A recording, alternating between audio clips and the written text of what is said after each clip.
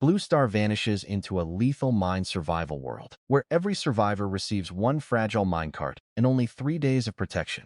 Han Mu arrives with a unique bound system that can equip intact items and steal extraordinary entries from ordinary survival gear. His first awakening looks weak, but repeated analysis evolves garbage, sorting into intelligence analysis, and turns information itself into a weapon. Every scrap of iron, mechanical part, energy crystal, blueprint, and monster drop can now access the minecart that keeps him alive. While other survivors panic over food and distance, Han Mu upgrades modules, hunts mutated beasts, and converts dangerous routes into resources. The stronger his minecart becomes, the farther he can travel, the better loot he reaches, and the more terrifying his personal combat power grows. That advantage eventually pulls Suyu into his journey, places him against the Nightcat Alliance, and turns evacuation zones into battlefields. By the time the novice phase ends, Han Mu has survived beast hordes, hatched a rare companion, and attracted another approaching threat. The Blue Star is about to enter the era of universal survival. All inhabitants of the Blue Star will be transported to the Mine Dungeon survival world. Countdown begins. 10-9-8. What's that noise? Are they filming a new reality show? Han Mu put away his fishing rod, glancing around in confusion, yet unable to locate the source of the sound. Buzz. Han Mu spun around and saw a huge red object speeding straight toward him. How could a large truck show up in a place like this? Detected. Host was struck during the transportation process. Unique system binding qualification unlocked. Accept. What is this? Can I decline? All I want is to fish in peace. If declined, your heart will stop beating in 0.001 seconds. Unique system binding successful. Welcome survivors to the Mine Dungeon survival world. Han Mu jolted upright, gasping heavily. Where are my fish? Where am I? Coming to his senses, Han Mu understood he was no longer by the familiar riverbank of Blue Star. His lure rod and dozens of gene of topmouth clet had all vanished. All that remained was thick fog, extremely dense fog. In the darkness, not far away, atop twisted ghost-like oars, several unknown upside-down creatures stared coldly down at Han Mu. The cold mechanical voice continued to ring out. All 10 billion people of Blue Star have finished transportation. Infants, as well as the sick and elderly, unable to move independently, have been assigned to locations near their relatives wherever possible. Here, everyone starts from scratch. All survivors in the Mine Dungeon world have been placed in random locations. Each spawn point comes with an initial minecart. Under its protection, you can safely survive the first 3 days. Inside the minecart are limited survival supplies, as well as an awakening stone for 1 talent draw to support your early-stage survival. Please memorize the Mine Dungeon survival rules. Rule 1. Every 10 days, the minecart ascends 1 layer. Before your time limit for the current mine layer expires, survivors may freely explore, gather supplies, and evacuate. Rule 2. Aside from survival resources, try your best to collect minecart upgrade materials. Raising your minecart's level is critical to your long-term survival. Rule 3. Once a minecart is completely destroyed, a survivor must either attach themselves to a other person's minecart or obtain a new one through other means. Failing to secure a minecart will trap you permanently on your current layer until death. Endless opportunities lie here alongside extreme danger. Aggressive, errant creatures roam the mine layers. Do your utmost to stay alive. Attribute panel activated. Focus your mind to summon it. Lastly, good luck to all survivors. What on earth have I been thrown into? Transported to another world? This isn't some novel. How could this really happen? After the initial shock, Han Mu quickly accepted that he truly had been transported to another world, and he was far from the only one. Han Mu retrieved a deep breath and rapidly sorted out his current situation and surroundings. Moments later, his gaze fell on the rusted minecart behind him, its lights flickering dimly. Han Mu stepped forward. The minecart's interior measured roughly 2 times 3 meters. A simple straw mat lay inside holding limited supplies.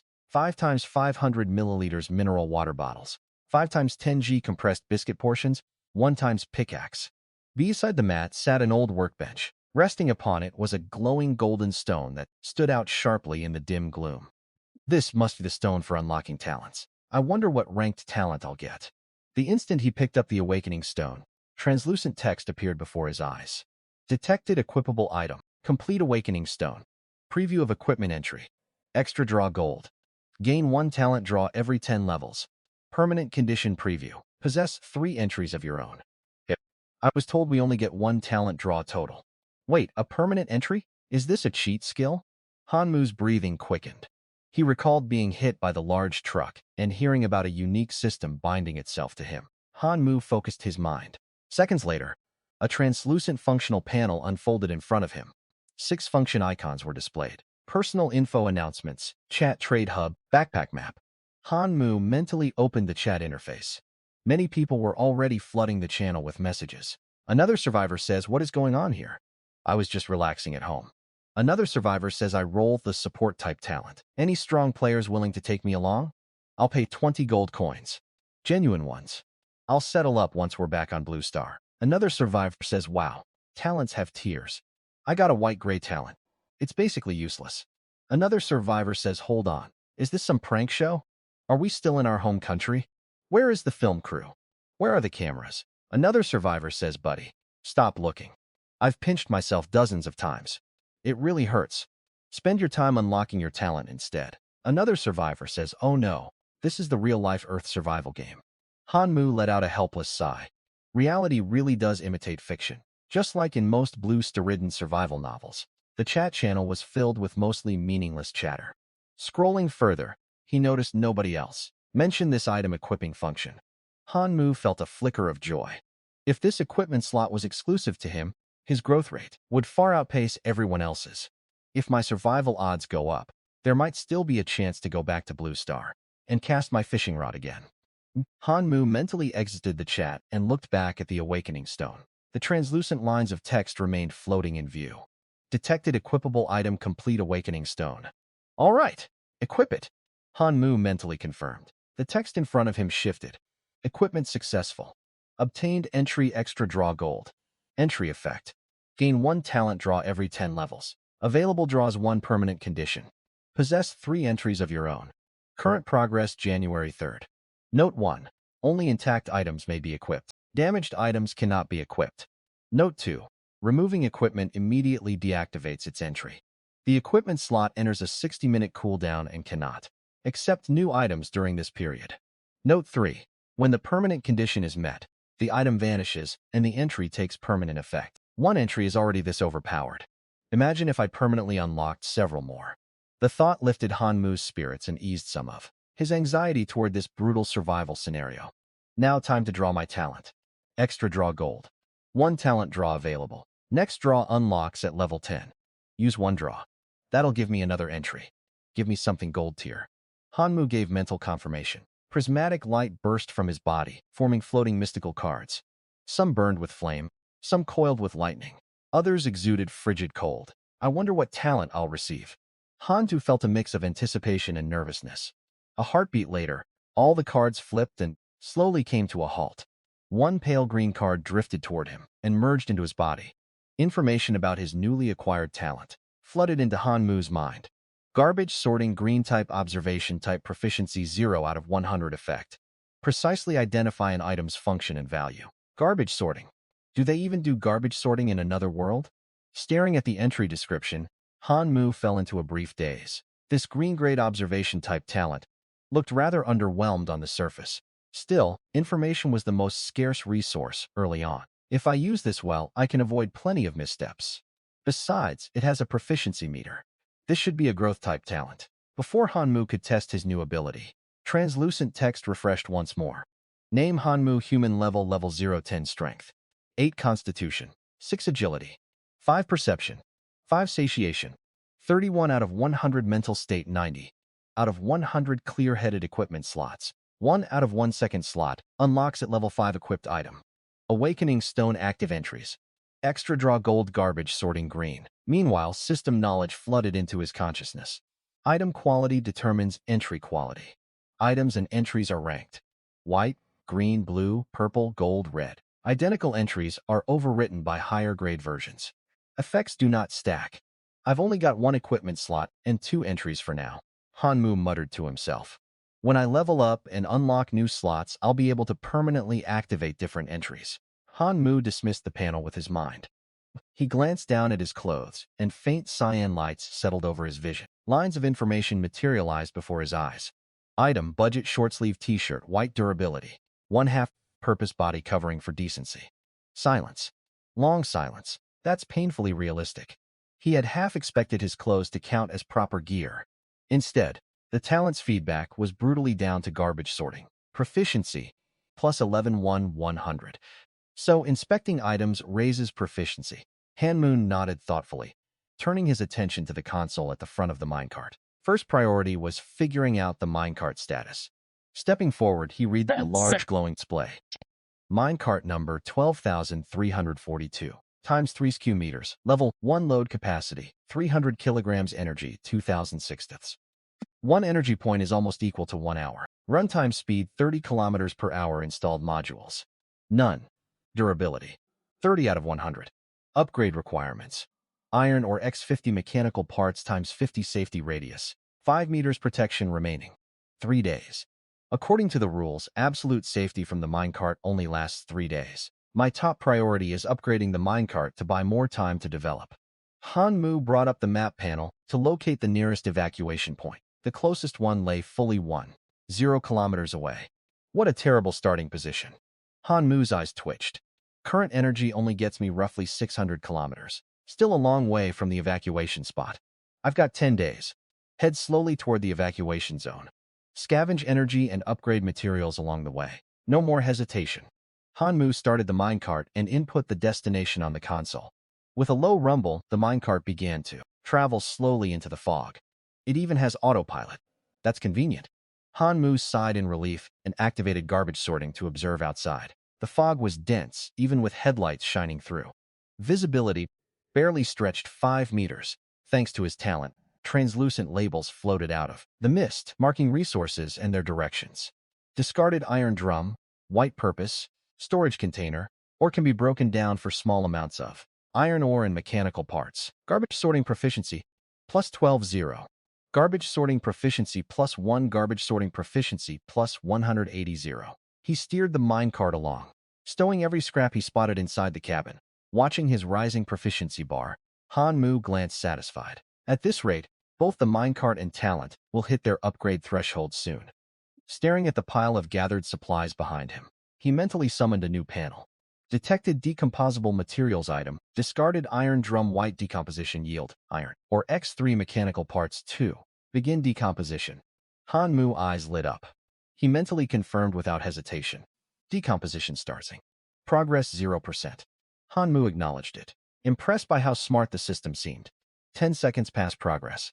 0%. 1 minute past progress. 0%. Hanmu's smile faded. Is this decomposition function slacking off? The progress bar remained frozen at 0. Hanmu twitched his mouth, glanced at the pickaxe in his hand, then looked at the discarded rails. A thought struck him. Do I have to do the work myself?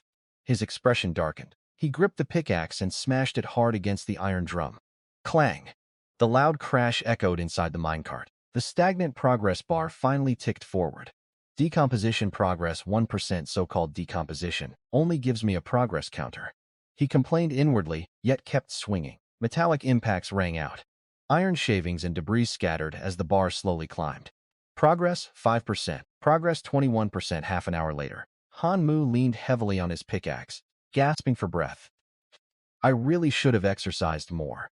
The scraps on the ground dissolved. Streams of light and flowed into his backpack, converted into iron, ore, wood, and other basic materials. Obtained iron or +2 obtained. Wood +3 obtained. Mechanical parts +1. His formerly empty backpack slots were now filled with stacks of basic resources. At that moment, a notification popped up. Minecart upgrade materials requirements satisfied. Upgrade minecart. Hanmu brightened. He had finally gathered everything needed, finally upgraded. Iron ore -50. Mechanical parts -50. Minecart upgrading. Estimated time remaining 10 minutes. Watching the countdown tick away, Hanmu exhaled in relief. My talent is nearly level up, too. I'll analyze more items while I wait. Glancing at his remaining proficiency, he refocused on resources visible through the fog, inspecting each one for details. Worn iron chain, white discarded iron drum, white iron or white. Each inspection triggered the familiar prompt. A few minutes later, the system alert popped again. Garbage sorting proficiency, +100. 0. Garbage sorting green has evolved into intelligence analysis, blue effect. Receive one potentially useful piece of intelligence daily. Can analyze basic information for items and newly unlocked monsters. A blue-grade talent. Hanmu held his breath and scanned the fog ahead. Shortly afterward, a label unlike any resource appeared. Or eating rat level 1 strength, 7 constitution, 3 agility, 3 perception, 4 assessment. Low threat can be defeated alone. This is monster stat visualization. Hanmu grew excited. His upgraded talent could directly display enemy statistics. From now on, he would no longer judge danger purely by appearances. Hanmu reviewed his own attribute sheet. Strength 8, Constitution 6, Agility 5, Perception 5. Every stat of this creature sat below his own. In that case, Hanmu's mouth curled upward. I'll test my skills on you. After confirming no other monsters lurked nearby, Hanmu bit down on some compressed biscuits, grabbed his pickaxe, and stepped outside the minecart's safe zone. Sensing the unfamiliar presence, the ore-eating rat squealed and lunged at Hanmu. As the rat leaped, Hanmu dodged sideways, swung his pickaxe with both hands, and smashed it against the creature's skull. Thud! Squeak! The ore-eating rat screeched, thrashing, trying to flee. Tough skull. Hanmu gave it no chance. He stepped forward and delivered a finishing blow, crushing its cranium. Defeated ore-eating rat level 1 except level 0 level 1 gained 5 free attribute points. Obtained poultry necks times 3. Why do rat-like creatures drop poultry necks? Hanmu watched at the loot in confusion. It's edible, but something feels really off. I should trade these away when I get the chance. Closing his backpack, he looked at his newly earned attribute points and thought briefly. Prioritize strength and constitution for early survival. Strength 812 plus 4, constitution 67 plus 1. After allocating points, warm energy surged through his body.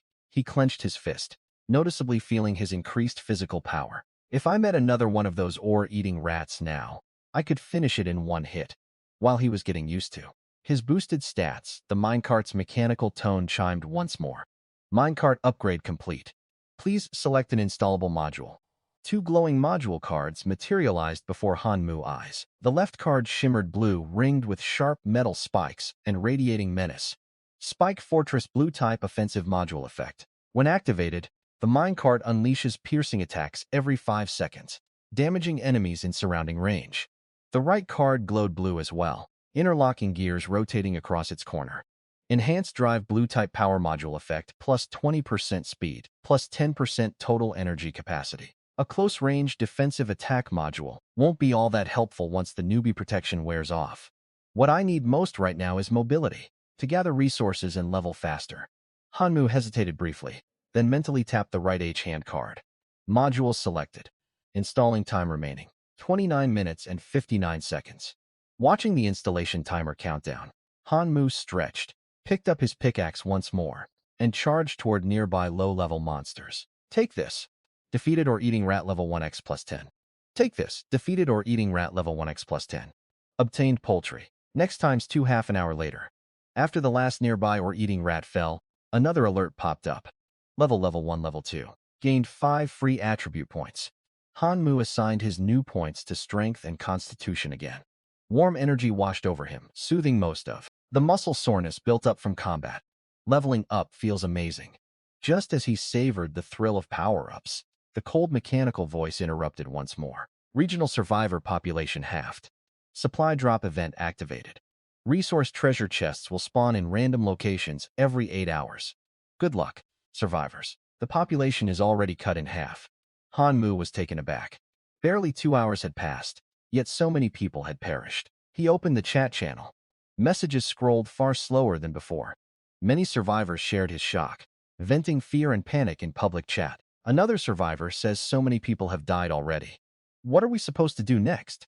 Damn whoever put us in this situation. Regional another survivor says may the Bodhisattva bless us. May the Bodhisattva bless us. Regional another survivor says I'm really at my limit. My mental value is almost down to 30. Regional another survivor says I just saw something watching me from within the mist. I can't take it anymore. I'm getting out of here. It was not until the avatar of Regional. Another survivor says turned gray that. Hanmu truly grasped just how cruel this world could be. He shook his head and closed the chat channel with a thought. Surviving himself mattered far more than feeling sympathy for others. With determined eyes, Hanmu glanced back at the minecart. which had now finished upgrading. The upgraded minecart looked vastly different from before. Its shabby iron carriage now bore a faint metallic sheen. The patchy rust across its body had been replaced by alloy plating, giving it a far sturdier appearance. Minecart number 12,342 3 meters. Level 2. Load-bearing capacity 350 kilograms. Energy 191. Please replenish energy promptly. Speed 48 kilometers per hour. Installed mods. Enhanced drive blue. Mod effect speed plus 20%. Total energy plus 10%. Durability 60 0 upgrade requirements fine steel 250 mechanical parts. 500 with asterisk 500. Safe radius 5 m new player protection remaining 3 days. Other than the still somewhat cramped space, all other stats have improved. Hanmu popped down onto the ground, opened his backpack, and took stock of his remaining supplies. Iron ore 42, mechanical parts 28, with 23 duck necks 10. He had expended quite a bit of stamina, yet it had been worth it. I fought so many burrowing rats, and I've only looted 10 duck necks. Food is scarce early on.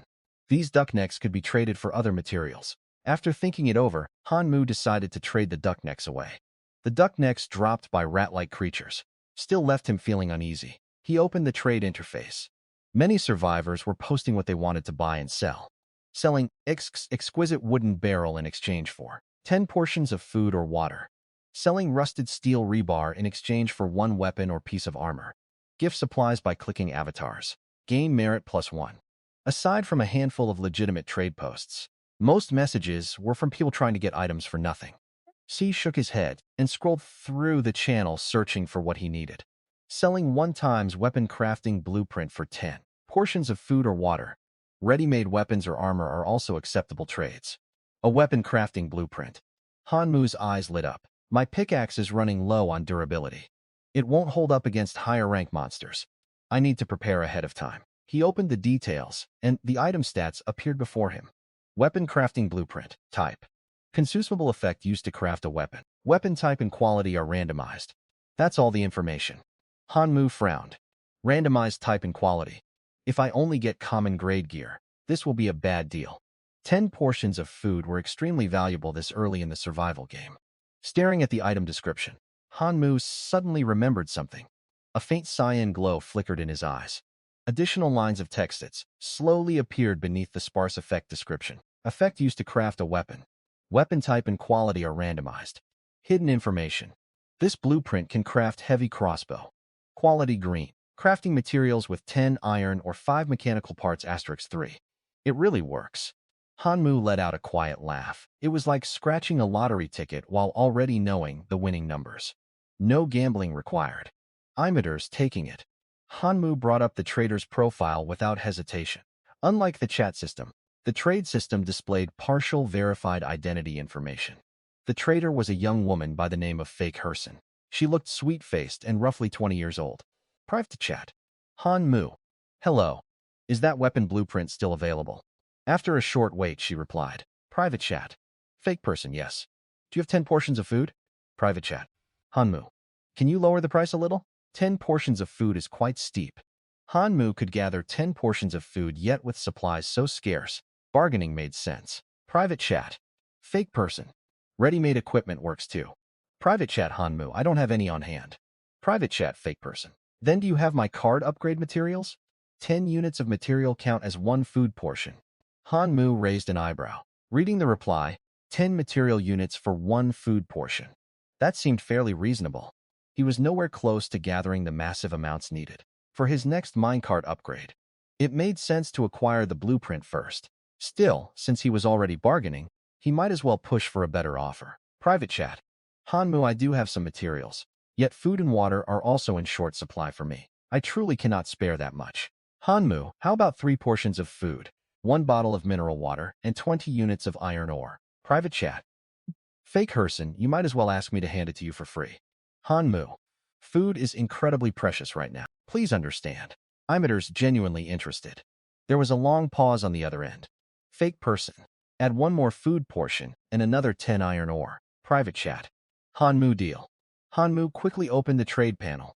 He placed 4 duck necks, 1 bottle of mineral water, and 20 iron ore into the trading slots. He tapped confirm trade. Once the other party confirmed, a tattered blueprint appeared inside Han Mu's trade inventory. Han Mu stowed the blueprint in his backpack and prepared to craft the weapon. Dozens of private messages flooded in all at once. Private chat. Fake person, can you explain where these duck necks came from? The item description says dropped by or devouring rats. Private chat. Fake person. Rats drop duck necks. Are these even normal duck necks? Hello? Answer me. She's completely thrown off. Han Mu's eyelid twitched. He also wanted to know why rats drop duck necks. He had no proper answer to give, so he silently closed the chat window. He could easily picture the sweet-faced girl, staring in utter disbelief. On the other side, inside her minecart, Faye Kirsanen's face darkened as she read the item description, a wave of revulsion washing over her. Her complexion pad and a vein bulged on her forehead. She had thought she was getting a good bargain, even if the other man had haggled fiercely, trading a blind box blueprint for 4 food portions plus minecart upgrade materials had seemed worthwhile. She never imagined the duck necks were loot from giant rats. After taking several deep breaths to calm herself, she checked her status. Stiety 3100. Han Mu, just you wait. Following an internal struggle, she gritted her teeth, closed her eyes, and bit into one of the duck necks. Inside his own minecart elsewhere, Han Mu suddenly sneezed. Did I catch a chill? He rubbed his nose and shivered, returning his attention to his workbench. On the bench lay the newly traded blueprint alongside the required crafting materials shown in the hidden information. Weapon crafting blueprint type consumable unlocks. A randomized weapon recipe upon appraisal. Initiate appraisal. Cost mental value *10. Appraise at Han Mu's thought. Pale blue light swept across the blueprint. Appraisal complete. Text surfaced across the blueprint surface. Heavy crossbow crafting blueprint green. Craft type. Ranged weapon. Crafting requirements with tin, iron, or 5. Mechanical parts *3. The hidden information was completely accurate. A small smile tugged at Han Mu's lips. This further validated his special talent. All crafting requirements met. Proceed with crafting. Craft. Materials lifted off the workbench, pulled together by invisible force. Wood, iron, ore, and mechanical parts merged amid clanking noises. Clank. Dozens of seconds. The scattered materials had assembled into an exquisitely built crossbow. Crafting successful. Obtained. Heavy crossbow green. Attack power 25. Range 80 meters. Durability 150. Han Mu picked it up. Cold metal pressed against his palm. Compared with his old pickaxe, this crossbow felt far more solid. He drew back the bowstring. Buzz. A translucent energy bolt formed in the firing groove, rippling with faint blue light. Moments later, he released the string and dispersed the energy projectile. It forms bolts out of pure energy that saves ammunition resources, Han Mu muttered. Yet it needs time to charge before firing. Against sudden ambushes, I might not get a shot off in time. He felt no disappointment. Every piece of gear had drawbacks. Gaining a ranged combat option greatly improved his odds of survival. Han Mu felt grateful for his information-gathering talent. Without intelligence analysis, revealing hidden data, he would never have obtained green-tier equipment. Something else crossed his mind. After his talent leveled up, it had unlocked an extra feature. Receive one potentially useful piece of intel every day. He focused his mind and pale blue text materialized before his eyes. Today's intel 20 kilometers northwest lies a severely injured mutated creature level 5. Note, high chance of special material drops upon defeat. Intelligence analysis proficiency plus 33-0. Han Mu watched surprised. Injured a mutated beast. He frowned and weighed the information. A monster flagged for special material drops was undeniably dangerous. Yet rare materials held immense value. In this brutal new world, rare resources could be traded for supplies or unlock major developmental opportunities. Han Mu glanced at his minecart stats. 20 kilometers is not far. With its upgraded speed, the minecart could cover that distance in roughly half an hour. Gripping his new crossbow, he gained confidence. It's worth trying. The monster's critical injuries were his biggest advantage. Between the minecart's protection barrier and his new ranged weapon, he stood a realistic chance of victory. Even if he failed to kill it, he could retreat safely. There was little to lose. Boom. Honu started the minecart without delay. He set a navigation marker on his map and headed northwest. 20 kilometers away, inside a wrecked mine tunnel, the air rire of fresh blood. Signs of a brutal battle littered the area. Several survivors drove minecarts carefully through the cavern. At the head of the convoy sat a handsome young man. He studied blood splatters across the ground with a deep frown. That beast was terrifying. Without new player protection, we would all have died out there. A scar-faced man swallowed hard. That mutated creature is unlike any other. Its body parts will fetch an enormous price. Ming's used his talent to gravely wound it. It cannot have gotten far. The group fell silent and followed the trail of blood deeper into the mine. Half an hour later, Hanmu arrived amid rolling mist. He activated intelligence analysis. Aside from scattered resource markers, he saw no trace of the monster. Could the intel be wrong? He furrowed his brow. Past experience suggested the talent's information was highly reliable. Perhaps the wounded beast had moved elsewhere. Odd intermittent noises echoed out of a nearby mine tunnel. Hanmu tensed up. A massive shadow emerged from the fog. Cyan light flashed in Hanmu's eyes. Mutated claw lizard level 5. Strength 30. Constitution 15. Agility 12. Perception 10. Assessment. Devastating close-range combat. Severe injuries have drastically weakened it. The intel holds true. Excitement stirred inside Hanmu. The lizard bore fresh, gaping abdominal wounds that dripped blood. Even crippled, its massive frame radiated overwhelming menace. The claw lizard spotted Hanmu. It let out a guttural roar and charged toward him. As it crossed the minecart's 5-meter boundary, an invisible barrier flickered into existence. Bang! The lizard slammed hard against the shield and was thrown backward. This is my chance. Hanmu raised his heavy crossbow. A blue energy bolt formed and shot forward, burying itself deep in the monster's wounded abdomen. Roar! The lizard screamed in agony, its aura fading. Hanmu kept firing bolt after bolt. More wounds opened across its body. Fear of death flickered in its eyes. It twisted and fled toward a nearby valley. Trying to run, Hanmu would not let a level 5 mutated beast escape. He leaped out of the safe zone, jumped high into the air, swapped to his pickaxe, and swung downward with full force. Crash! The pickaxe slammed into the lizard's huge body. The fine sliver of the tool's durability drained completely. The pickaxe shattered into glowing particles and vanished. The claw lizard collapsed heavily to the ground. Defeated mutated claw lizard. Level 5 experience plus 800. Level up level 2 level 4. Gain 10 free attribute points. Obtain special material. Mutated crystal purple *1. Obtain special material. Lizard scale blue *1. Obtain rare beast meat. Blue *10. The monster's corpse dissolved into light particles. Hanmu stored all loot in his backpack. Confused. Where did this injured beast come from? Its wounds had not come naturally. It had clearly been fleeing from something. Something far more dangerous must be nearby. Roaring minecart engines echoed from deeper within the mine. Several vehicles soon came into sight, speeding toward him. Hanmu tightened his grip on his crossbow. Intelligence analysis could parse monsters and items, yet yielded no data on other human survivors. The minecarts halted in front of him.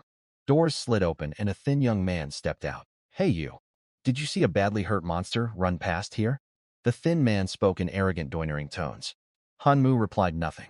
He stood guard behind his readied crossbow and allocated all 10 free attribute points into agility. This was his first encounter with other survivors in this world, yet he felt no joy. The newcomer's hostile intent was obvious. They must have been the ones who wounded the claw lizard. Cat out got your tongue? I asked you a question. Irritation showed on the thin man's face, so you refused to cooperate. He let out a cold laugh and sprinted straight for Hanmu, dagger glinting in his hand, aiming at Hanmu's shoulder. If he won't talk, die. Hanmu's eyes turned cold.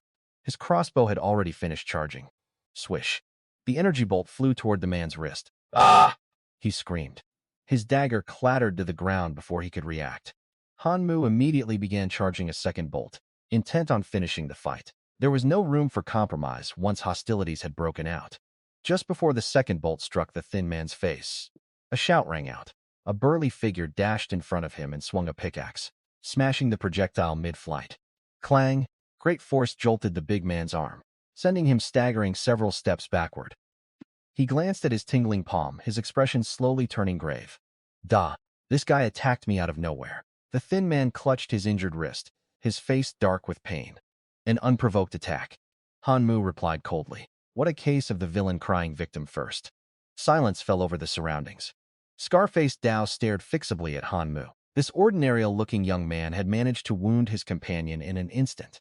The weapon in his hand is definitely not white grade. Kid, you went far too hard. Dalga snapped. That strike he swung earlier was meant to kill me. Han Mu scoffed. He recharged his crossbow, summoning another energy bolt. I have no habit of holding back against enemies. The atmosphere grew far tenser.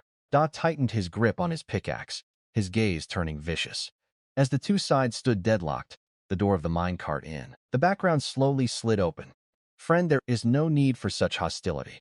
My companions acted rashly just now. A handsome young man stepped out of the minecart and nodded toward Han Mu, speaking with a distinct regional accent. I apologize on their behalf. He had the features of northern frontier folk, his looks gentle and pleasing. Despite his harmless-seeming demeanor, Han Mu grew instantly alert. The moment this young man appeared, the agitated Dao Gu and the others fell completely quiet. Clearly, this youth was their true leader. My name is Li Ming. May I know your name, friend? Spare the pleasantries? Han Mu replied, keeping his crossbow raised. Li Ming smiled faintly. You are quite wary, but who among those who survive in this place could be naive? He glanced toward where the claw lizard had vanished. The blood stains and battlecar ground told him everything he needed to know. We were the ones chasing that monster here. Its body materials are extremely valuable to us. Han Mu raised an eyebrow. So, what are you saying? Lemming paused briefly before speaking slowly. To slay a rank 5 abomination shows you possess real strength. Be our ally and hand over the spoils you obtained. We will give you 20 food rations in exchange. Han Mu's expression darkened, and he almost laughed. If he had not intercepted the lizard, the creature would have gotten away long ago. Now these people wanted him to hand over his loot, offering merely 20 food rations as compensation. Li Ming kept his gentle smile. We mean no harm. Let us each make concessions. His words sounded like negotiation, yet carried an unyielding pressure. Han Mu's eyes sharpened, and he stepped slightly backward. If he refused, this conversation would end in violence. Seeing Han Mu's movement, Ling's smile vanished entirely. It seems you refuse to be our friend. Then you will die. Golden light burst forth from Li Ming's body. A massive swirling energy vortex formed above his head, and the phantom of a huge golden artillery piece materialized. The thin man's eyes blazed with fanaticism as he beheld the figure. Brother Ming's golden talent is terrifying. Dao grinned ferociously. Brother Ming awakened the golden rank offensive talent. Golden 3-shot cannon. That kid is doomed. So that is his talent. Han Mu muttered, watching the golden figure. He lost volley after volley of energy bolts toward Li Ming. Strangely, every bolt vanished the instant it neared the golden vortex. No wonder he could badly injure the claw lizard. Truly formidable. Han Mu's eyes swept rapidly over his surroundings. The enemy outnumbered him, and Li Ming's talent was eerily powerful. A head-on fight would leave him at a severe disadvantage. His gaze drifted to the minecart behind him. The cart's novice protection barrier only repelled monsters. It offered no defense against other humans. He could rely on nothing but himself. I have to try. A glint of cyan flashed in Han Mu's eyes as he stared at the artillery phantom above Li Ming. Seconds later, pale blue text appeared. Golden 3-shot cannon. Second shot golden type talent forge construct effect. Gather metallic energy to unleash a devastating cannon strike dealing massive damage. Evaluation. Extremely dangerous. Long charge-up time. Vulnerable to interruption during charging. Han Mu's eyes flickered as he read the information. The artillery piece was a construct forged by talent, something his ability could analyze. Charge-up time. Interrupt the charge. The golden vortex blocked ranged energy attacks, yet it was not absolute defense. That was his opening. Ling's golden aura looked impenetrable, tricking most people into thinking they could only dodge. Now that Han Mu knew its weakness, he would not let Li Ming finish charging. He checked his status panel. Agility 15. All attribute points from his last level up had gone into agility, and now they would prove useful. If he closed the distance, he might stand a fighting chance. Let's do this. Han Mu focused, conjuring another energy bolt. He pushed hard off his right foot and darted forward. Just as he was about to rush Lemming, a deafening roar echoed from a nearby valley. The whole area shook violently. Boom! The ground heaved. A far larger abomination burst out of the valley and slammed into the protective barrier around their minecart. A deafening crash rang out. Everyone froze. The golden artillery phantom above Li Ming's head shuddered violently. Damn it! Lemming cursed for the first time. The tremor had forcibly broken his charge. Brother Ming Da! The thin man shouted in terror. Already wounded from fighting Han Mu, he stumbled and fell outside the minecart safety zone. Hit! Da shouted. reaching to pull him back. A huge shadow flashed past the minecart. Oh. The thin man's scream cut short amid a spray of blood. He was killed instantly. What horrifying speed. What rank is this monster? Hanmu's pupils constricted. He spun around and retreated toward his own minecart, activating his intelligence analysis ability to observe the giant shadow. Claw Lizard King, level 15, strength 100, constitution 50, agility 30, perception 20. Evaluation regional overlord class creature suggestion. Use others as cover. And flee, level 15. This beast was likely the mother of the slain claw lizard, drawn by its offspring's death aura Han. Mu glanced at Lemming's group, his expression grim. None of them stood a chance against such a foe. What have these people stirred up? Chaos engulfed the mine tunnel zone. The Lizard King slammed repeatedly against the mine cart barrier, which rippled and trembled under the assault. Crash! Massive impacts sent rock fragments raining down, choking dust billowing everywhere. Though the Lizard King could not breach the barrier, it harassed Li Ming's group relentlessly. The constant shaking left Dao dizzy. Li Ming clenched his fists, dodging falling stones and dust, his face twisted with rage. They had only set out to hunt the wounded claw lizard. Yet they had awakened this apex predator. Ling glared at the retreating Han Mu, malice in his eyes. That cursed man, I will remember this debt. Meanwhile, Han Mu wore a faint smirk amid the chaos. Ling's large group and their cluster of mine carts drew nearly all of the Lizard King's attention. Han Mu's single cart went unnoticed. Want to kill me? Han Mu sneered. Survive this first. He hurried back, started his mine cart, and slipped away into the thick dust. Safe radius 5m, remaining duration 2 days. Behind a well-concealed earthen mound, Han Mu stood beside his minecart, drinking bottled water. More than 10 hours had passed since his narrow escape from the Lizard King. He had constantly altered his route while heading for the evacuation zone to throw off potential pursuers. He knew Li Ming's party would not let him go so easily. Only after reaching this mound, using intelligence analysis to scan the surroundings, and confirming no high-rank abominations or Li Ming's men were nearby, did he finally relax. Some survivors are already forming teams. Han Mu sighed, stowing his water bottle. This encounter had been dangerous yet rewarding. He had gained rare materials and witnessed other survivors' power, especially Li Ming with his golden talent. Golden talents truly live up to their reputation. He turned his attention to his backpack and examined his newly acquired loot. Purple mutation core type consumable. Use contains energy from mutated creatures. Required item to unlock. Cannot display full information. Han Mu had never encountered an item his analysis could not fully decode. Still, incomplete data implied immense value. He stored it away, planning to research its function later. Blue lizard scale type material. Use high hardness material for crafting equipment. Crafting bonus sturdy. Greatly increases equipment durability. Blue rare beast meat type food. Use restores 20 satiety points. Grants 150 experience points upon consumption. Experience points. Han Mu's eyes lit up. Beast meat that granted experience was an unexpected bonus.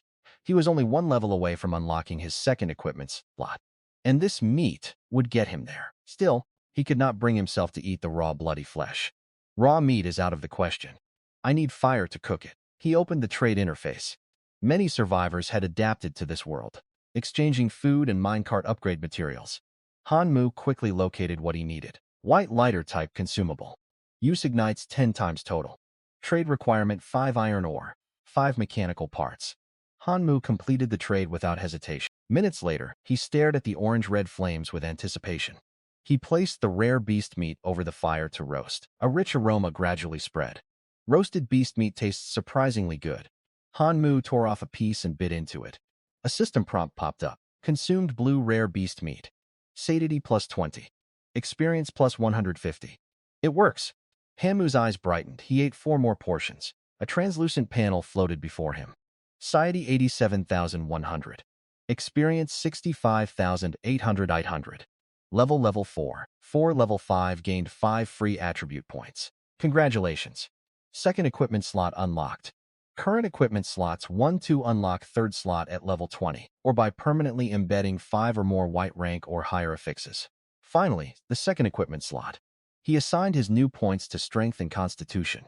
His system panel appeared. Name Hana human level 51,600. Strength 1620 plus 4 const. 89 plus 1 agility. 15 perception 5 satiety. 100 0 mental energy. 45 out of 100 fatigued equipment slots. 1 to equipped item active affixes. 1 more draw. Golden intelligence analysis. Blue Han Mu exhaled, feeling his enhanced power growing stronger, brings real peace of mind. He studied his newly unlocked slot, wondering what to equip, weary from his ordeal. He leaned against the workbench inside the minecart and closed his eyes. Drip drop. Han Mu jolted awake, grabbing his heavy crossbow and scanning his surroundings. He glanced out the window and relaxed upon seeing rain pouring down.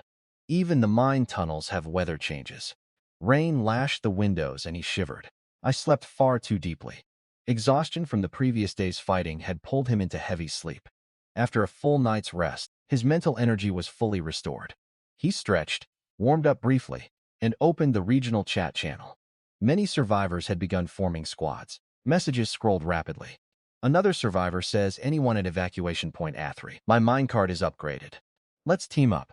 Another survivor says evacuation point C4. I have intel on rank 3 abominations. We'll supply food for minecart upgrade parts. Another survivor says, Imeter's trapped in a monster nest. Can anyone rescue me? Imeter's 200 kilometers east of A5. Another survivor says, then trade your leftover supplies to us. Resource optimization. Another survivor says, count me in too. Another survivor says, if you get me out, I will hand over all my supplies and all my information. Another survivor says, fool, you leaked your coordinates. We'll come collect your goods in 2 days. A sixth survivor says, go to hell. Han Mu sighed, reading the messages. In the end times, humanity itself was often the greatest danger. He opened his daily intelligence panel. Today's intel 20 kilometers southeast. Lies an energy or vein. Note rich deposits of energy and mineral materials. Intelligence analysis proficiency plus 36-0. Each piece of intel grants 3 proficiency points. I still need 32 days to level up this talent. He checked his minecart interface. Energy 3 110s. Please replenish promptly. Energy was nearly depleted. He had considered trading rare beast meat for power, but this new intel gave him a better option. The ore vein 20 kilometers away could solve his energy shortage. Still, he needed proper preparations. If he could receive this information, others might possess similar insights. Conflict was possible. Han Mu posted a trade request. Wanted green grade or higher armor crafting blueprint, offering 6 duck necks, 10 mechanical parts. After a long wait, a private message notification popped up. Private message, fuck Herson. It really is you. Han Mu, how did she find me? Han Mu's eyelids twitched. Private message, fake Herson.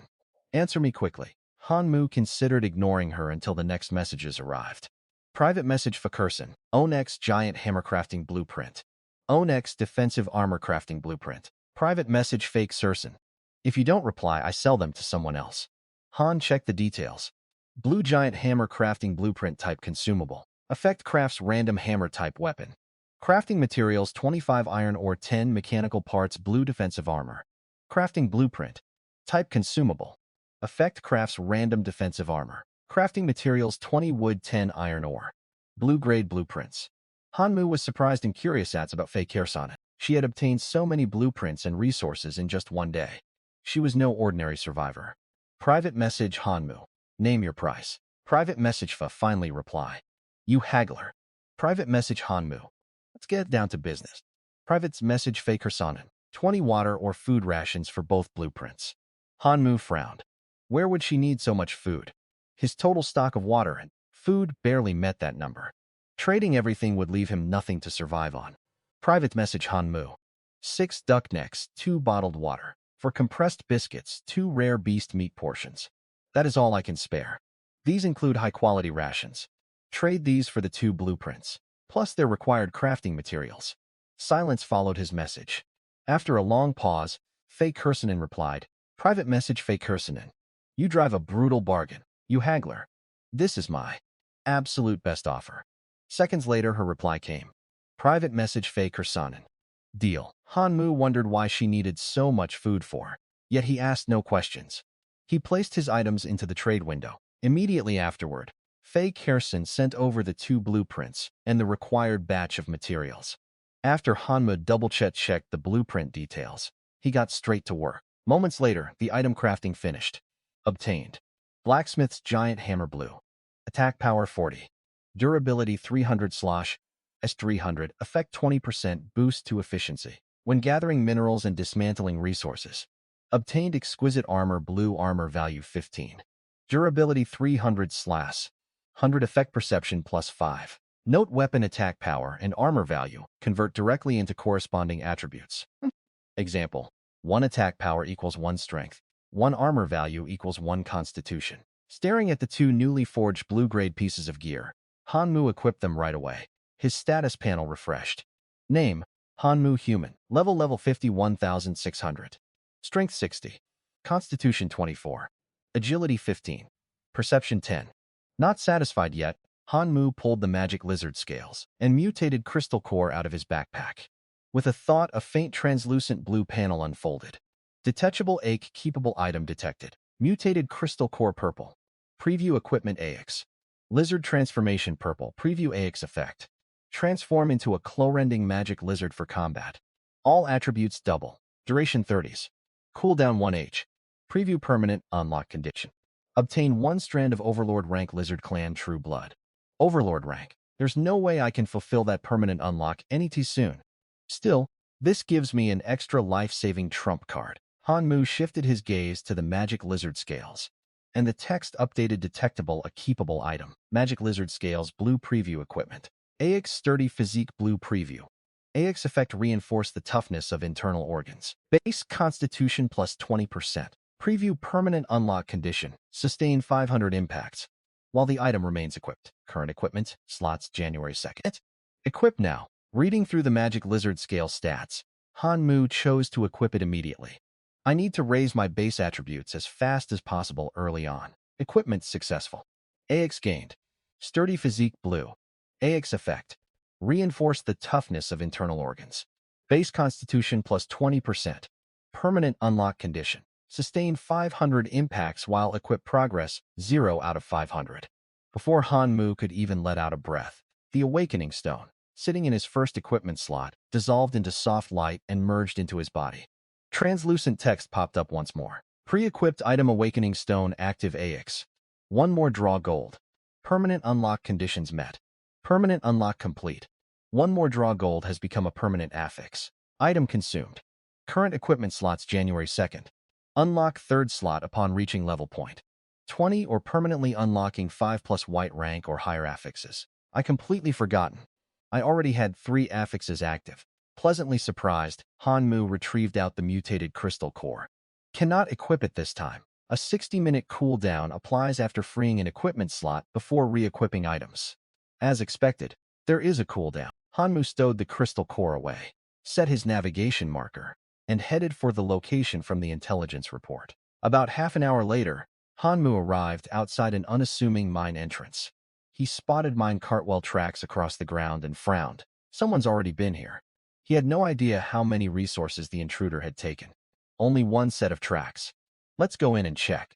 Hanmu started up his MINECART. Resolve hardening.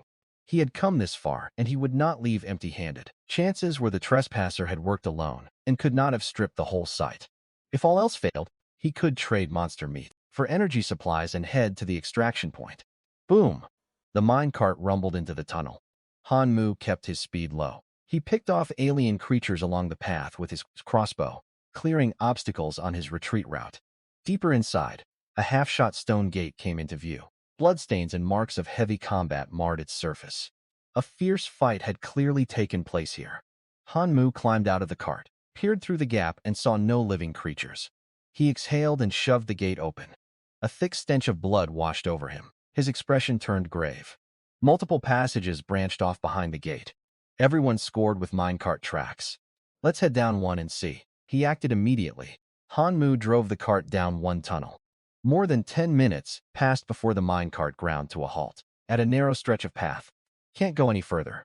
Hanmu hesitated, then decided to advance on foot. A faint, cyan glow tinted his eyes as he moved cautiously forward, his grip tightening around the mutated crystal core in his hand. Several minutes of careful creeping brought him to a wider clearing. The sight before him caught him completely off guard.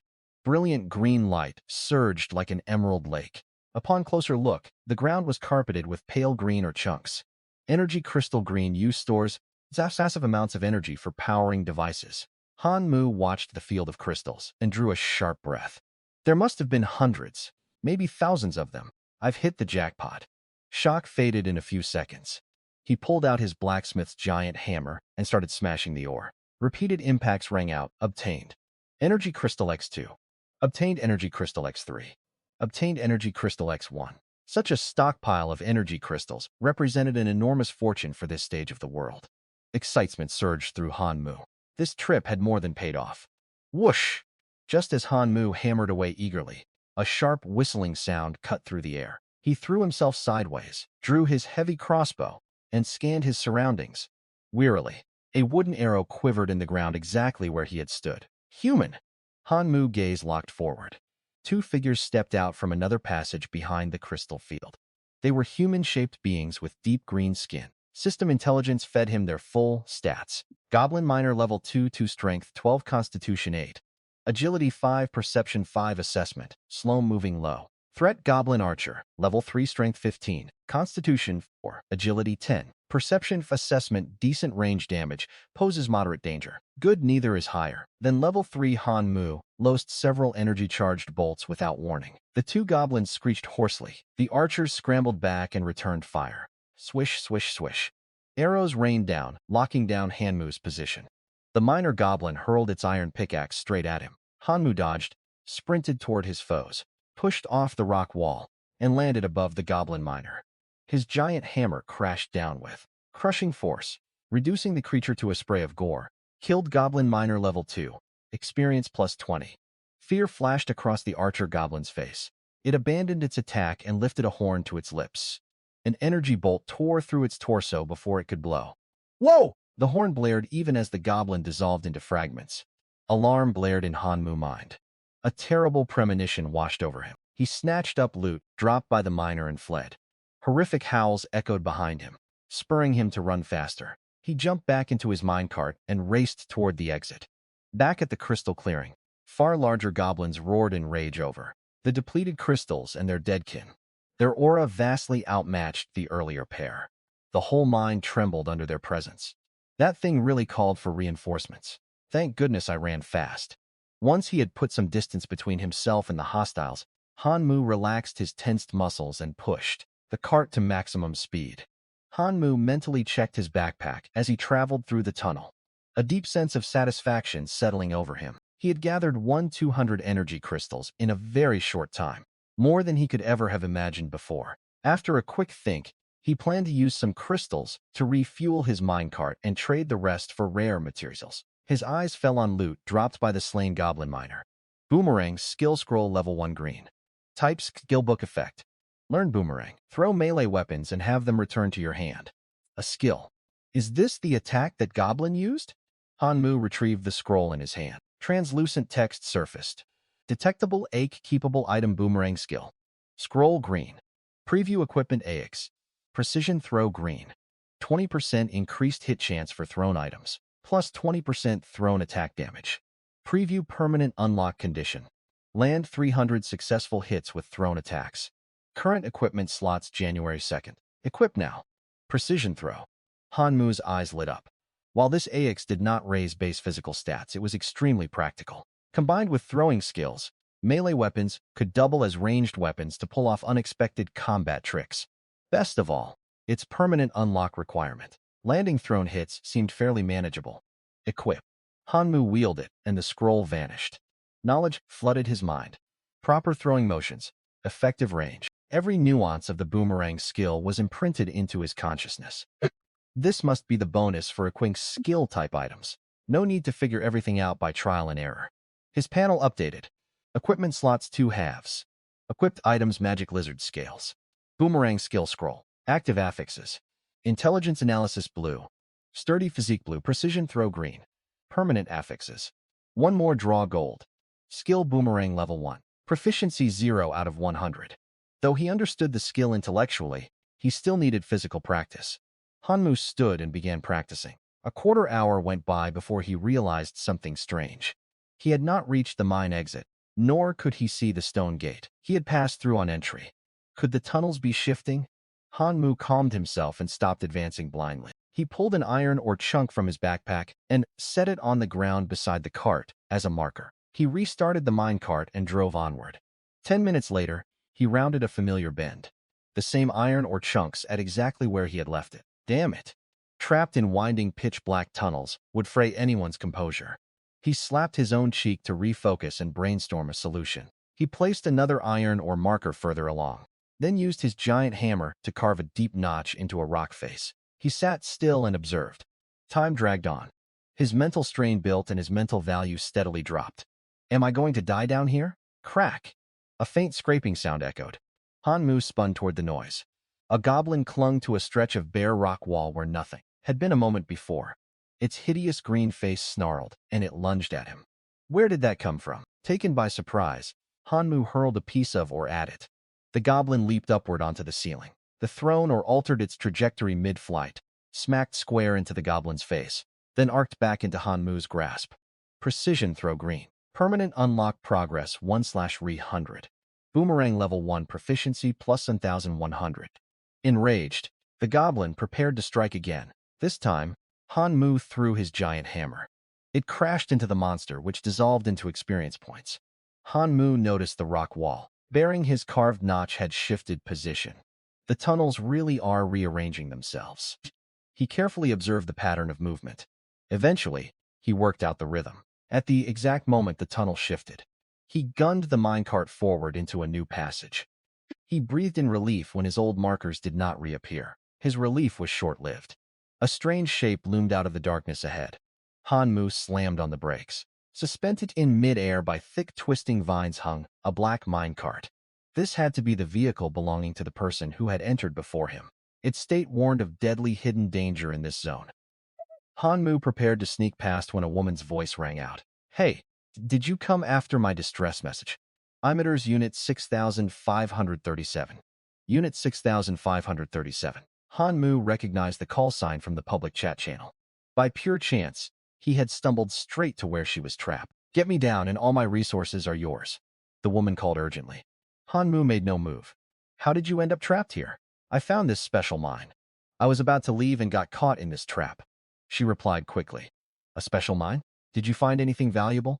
No, nothing. Her answer came too fast, and Hanmu caught the faint hesitation in her tone. A faint smile tugged at Hanmu's lips. If you are not going to be honest, I'll leave you here. Good luck. He turned his minecart around. Wait. Panic flooded her voice. Wait, you jerk. I found an egg. Mu brought the cart to a halt. An egg? Yes, an egg. Rescue me and it is yours, she offered. Hanmu reasoned it over but still did not move. Instead, he opened the game system trade interface and sent a trade request to Unit 6537. The woman inside the hanging card was visibly stunned when the prompt popped up. You have got to be kidding me. Fulfill your end first, then I rescue you, Hanmu replied flatly. I do not trust strangers blindly. How can I trust you will actually get me down? She gritted her teeth. You have no other choice, Hanmu replied without emotion. Stretched. At last, she gave in and placed item after item into the trade window. The trade completed. Hanmu reviewed his backpack and was pleasantly surprised. Iron, or X1008, 180. Fine steel X100. Energy crystal X980. Unknown egg ×1. The haul exceeded his expectations. Resources inside this special mine far outstripped ordinary areas. That is everything, the woman snapped. Now get me down. Nothing else? Hanmu asked casually. Truly nothing left. He suspected she still held something back, but chose not to press the point. It was wise to leave some leeway for future encounters. Hanmu climbed out of his minecart, scanned the surroundings for threats, then swung his giant hammer hard against the thick vines, holding up the other cart. Boom! The hammer struck home and left only a shallow dent. The vines were far tougher than anticipated. No wonder they can hold an entire minecart aloft. The hammer boomeranged back to his hand. He threw it again, aiming for the exact same spot. Boom! Boom, boom! Repeated strikes barely damaged the vine mass. Brute force won't work. The woman inside the suspended cart called out. I have already tried. Fire and blades do nothing to these vines. That is why I have been stuck for so long. Hanmu ignored her.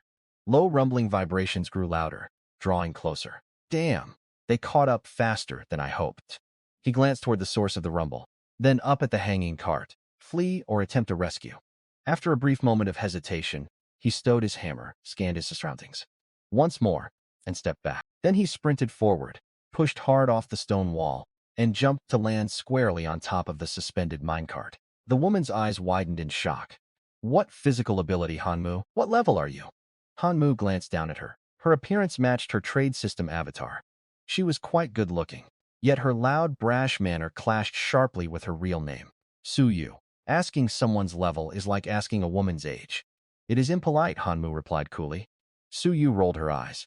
Keep your secrets. Grab my hand. Hanmu ordered. For what? She blinked in confusion. The rumbling drew nearer.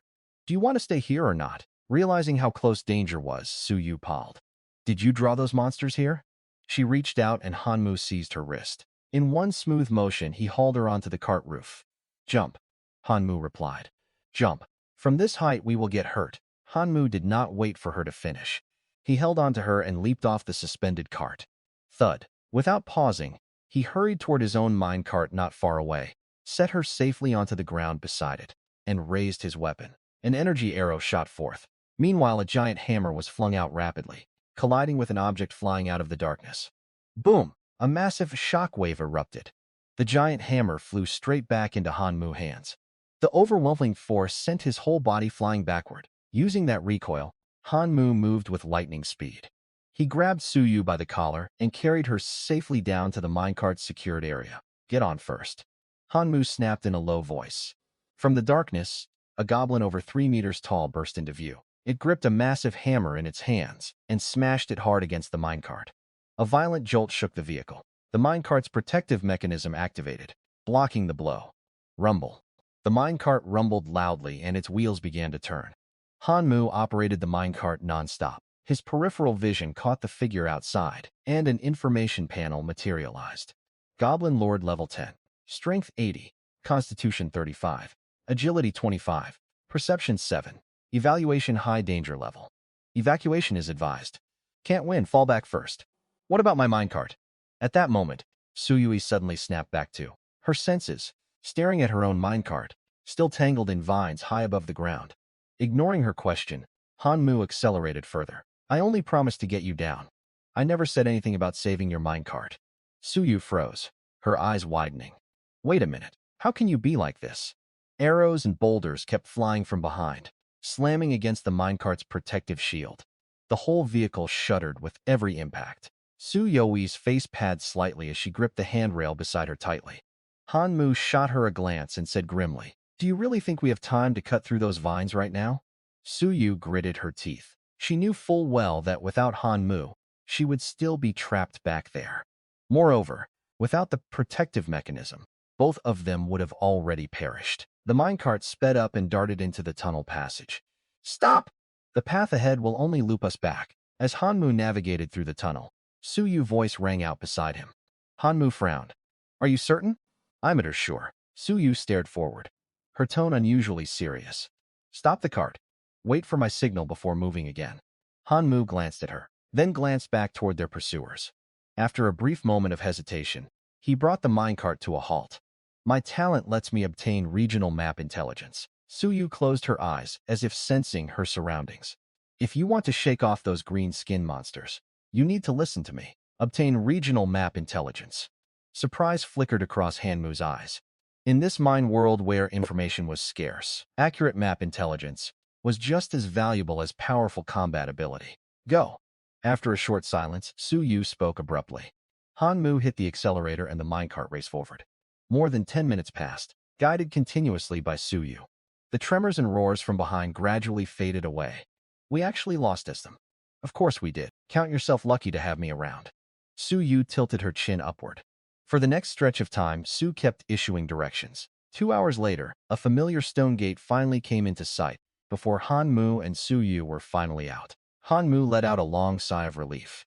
This trip into the mine vein had yielded far more than he had expected. Not only had he gained large quantities of materials and resources, he also had a clearer understanding of just how dangerous this world could be. He turned towards Suyu. What are your plans? Suyu glanced in the direction of her lost minecart and sighed helplessly. What else can I do? I'll stick with you for now. Hanmu, when did I agree to that? Suyu rolled her eyes, then put on a helpless, vulnerable expression. I lost my minecart. Are you really going to leave me all alone in such a dangerous place? A vulnerable woman. Whoever heard of a truly vulnerable woman venturing deep into such a deadly mind all by herself? Watching Suyu act so self-assured despite her predicament. Hanmu was lost for words. I've put myself entirely in your hands. Suyu blinked. Aren't you going to take responsibility for me? You've got to be kidding me. Black lines spread across Hanmu's forehead. This woman, she was even more troublesome than that goblin lord. Hanmu and Suyu emerged from the mine as evening fell. Sitting at the control console, Hanmu pulled the unknown egg he had obtained from Suyu earlier out of his backpack. The cool shell pressed against his palm, bringing with it a strange sensation. Hanmu focused his mind, and the status panel appeared. Unknown egg-type egg effect hatch. A young exotic beast can be raised as a contracted beast. Hit information will hatch into young star rock. Ancient ape rock spirit ape hatching requirements. Energy crystal X1, 0-star origin or X50 ape flesh and blood X30A. Young exotic beast excitement shone in Hanmu's eyes. He had no idea why an ape-like creature would hatch from an egg, but if interdimensional teleportation could happen, anything was possible. I still don't know exactly what abilities this thing has, but it sounds incredibly imposing on top of that. This egg had been deep inside the special mine, guarded by countless goblins and traps. Something protected so thoroughly could never be ordinary. Most importantly, if he successfully hatched it, he would get himself a powerful ally. Why are you grinning like that? Seeing Hanmu looking elated, Sue rolled her eyes. Mind your own business. Hanmu stowed the egg away and retorted irritably. Do you have anything to eat? None. Since I've placed so much trust in you. Before Suyu could finish speaking, a compressed biscuit and a bottle of mineral water came flying toward her. Thanks. Suyu caught the food and water, a faint smile tugging at her lips. Seeing her shrewd expression, Hanmu's eye twitched. This woman choosing to ignore her, Hanmu retrieved several cans out of his backpack and began eating. After escaping the mine, Hanmu had traded some energy crystals for plenty of food and water supplies. Otherwise, he could never sustain two people. Since you gave me supplies and got me out of the mine, Hanmu glanced at the time displayed on the console and rubbed his tired eyes. I didn't realize we spent so long inside the mine. Outside the window, daylight had faded. They were still roughly 100 kilometers away from the evacuation point. As they traveled, Hanmu's mind wandered over his skill. Permanent progress. Sturdy physique. Blue. Permanent progress. Suffer 500 impacts while equipped 13 to 500. Precise throwing green. Permanent progress. Hit targets 300 times with throwing type skills. 101 to 300. Both permanent unlock conditions relied on accumulating counts. So far, precise throwing was advancing faster.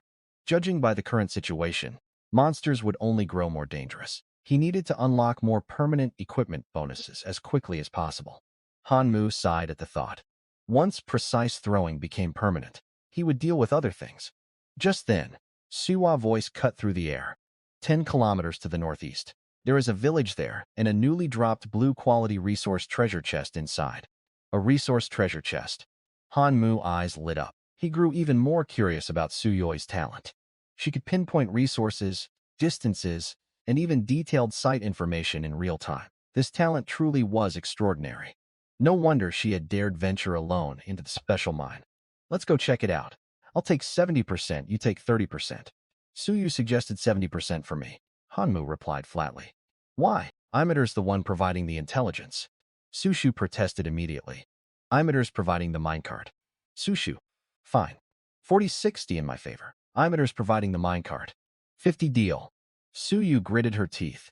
This jerk truly hated taking even the smallest loss. More than 10 minutes later, not far from the village, Hanmu and Suyu stood atop a mount, looking down over the settlement. On the narrow streets, more than a dozen humanoid abominations wandered about, their movements stiff, their bodies emaciated.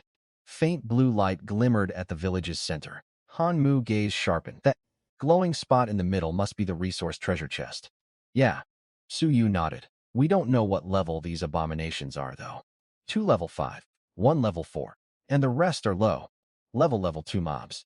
Hanmu stated slowly. Suyu glanced at him in surprise, but did not press for details. The village has narrow roads and complex terrain. We can't drive the cart all the way in, Suyu replied gravely. So many abominations. Should we retreat? Hanmu did not answer. Instead, he quietly observed the village layout. I need to know your level and fighting style. Suyu blinked, then understood Hanmu's intention. You already know my talent. I'm at level 3. I fight up close with a sword and shield. Hanmu acknowledged it. Park the cart at the village entrance. Once we go in, you hold back the weaker abominations. I'll handle the 3 stronger ones. Suyu raised an eyebrow. Are you sure you can pull this off? Hanmu gave no reply. He pulled a heavy crossbow from his backpack and conjured an energy arrow. Watching his movements, Suyu sighed helplessly. A heartbeat later, a heavy alloy sword and round shield materialized in her hands. Hanmu's gaze swept over them, and information for Suyui's weapon surfaced. Alloy sword and shield green. Attack power 15. Durability 108, 350. Effect +2 Constitution reduces incoming impact damage by 30%. A solid offensive-defensive setup against those low-rank abominations. She ought to be reasonably safe. Don't push yourself too hard if you get overwhelmed. Hanmu pulled his gaze away and warned her. Suyu lifted her eyebrows. Worry about yourself. Don't go getting killed. Could you say something more encouraging? With that exchange finished, Hanmu turned his attention back to the village. The dozen-odd abominations still roamed the streets. 3 of them stood noticeably larger than the rest. One had arms as thick as tree trunks. Another's body was covered in black scales. Further back, one held a standard-issue rifle, clearly a ranged enemy. Hanmu's eyes narrowed. Take out that ranged unit first. The words barely left his mouth before Hanmu sprinted forward, crossbow locking onto his target. Whoosh! An energy arrow streaked toward the rear abomination. Boom! The rifle-wielding abomination was struck and sent flying backward. The loud commotion drew the attention of every abomination in the village. All of them locked onto Hanmu. Roar! Roar! Snarls echoed as the abominations charged toward him. Hold them off! Hanmu shouted sharply. Suju reacted instantly and charged forward with her shield raised. Bang! Her shield slammed hard into the foremost abomination, sending it flying. Meanwhile, green light flickered along her alloy sword as she swung it down. The green flash cut through one rushing level 2. 2 abominations, splitting it cleanly in 2. Bring it on. Might strength, zombie level. 5 strength, 65 constitution, 15 agility, 8 perception, 5 evaluation, brute strength, low agility, moderate danger level. Hanmu's pupils tightened. This creature's strength stat was even higher than his own. Even with his giant hammer equipped, his gaze shifted to the other 2 foes. The scaled fish zombie boasted a constitution stat of 30. Its defensive capability nearly rivaled the level 10 Goblin Lord. The rifle-wielding zombie possessed 58 strength, almost matching Hanmu's own stats. Hanmu exhaled slowly. He could fight them. The rifle-wielding zombie climbed back to its feet, shaking its head. Its eerie green eyes fixed firmly on Hanmu. It raised its rifle and opened fire. Bullets raced toward Hanmu.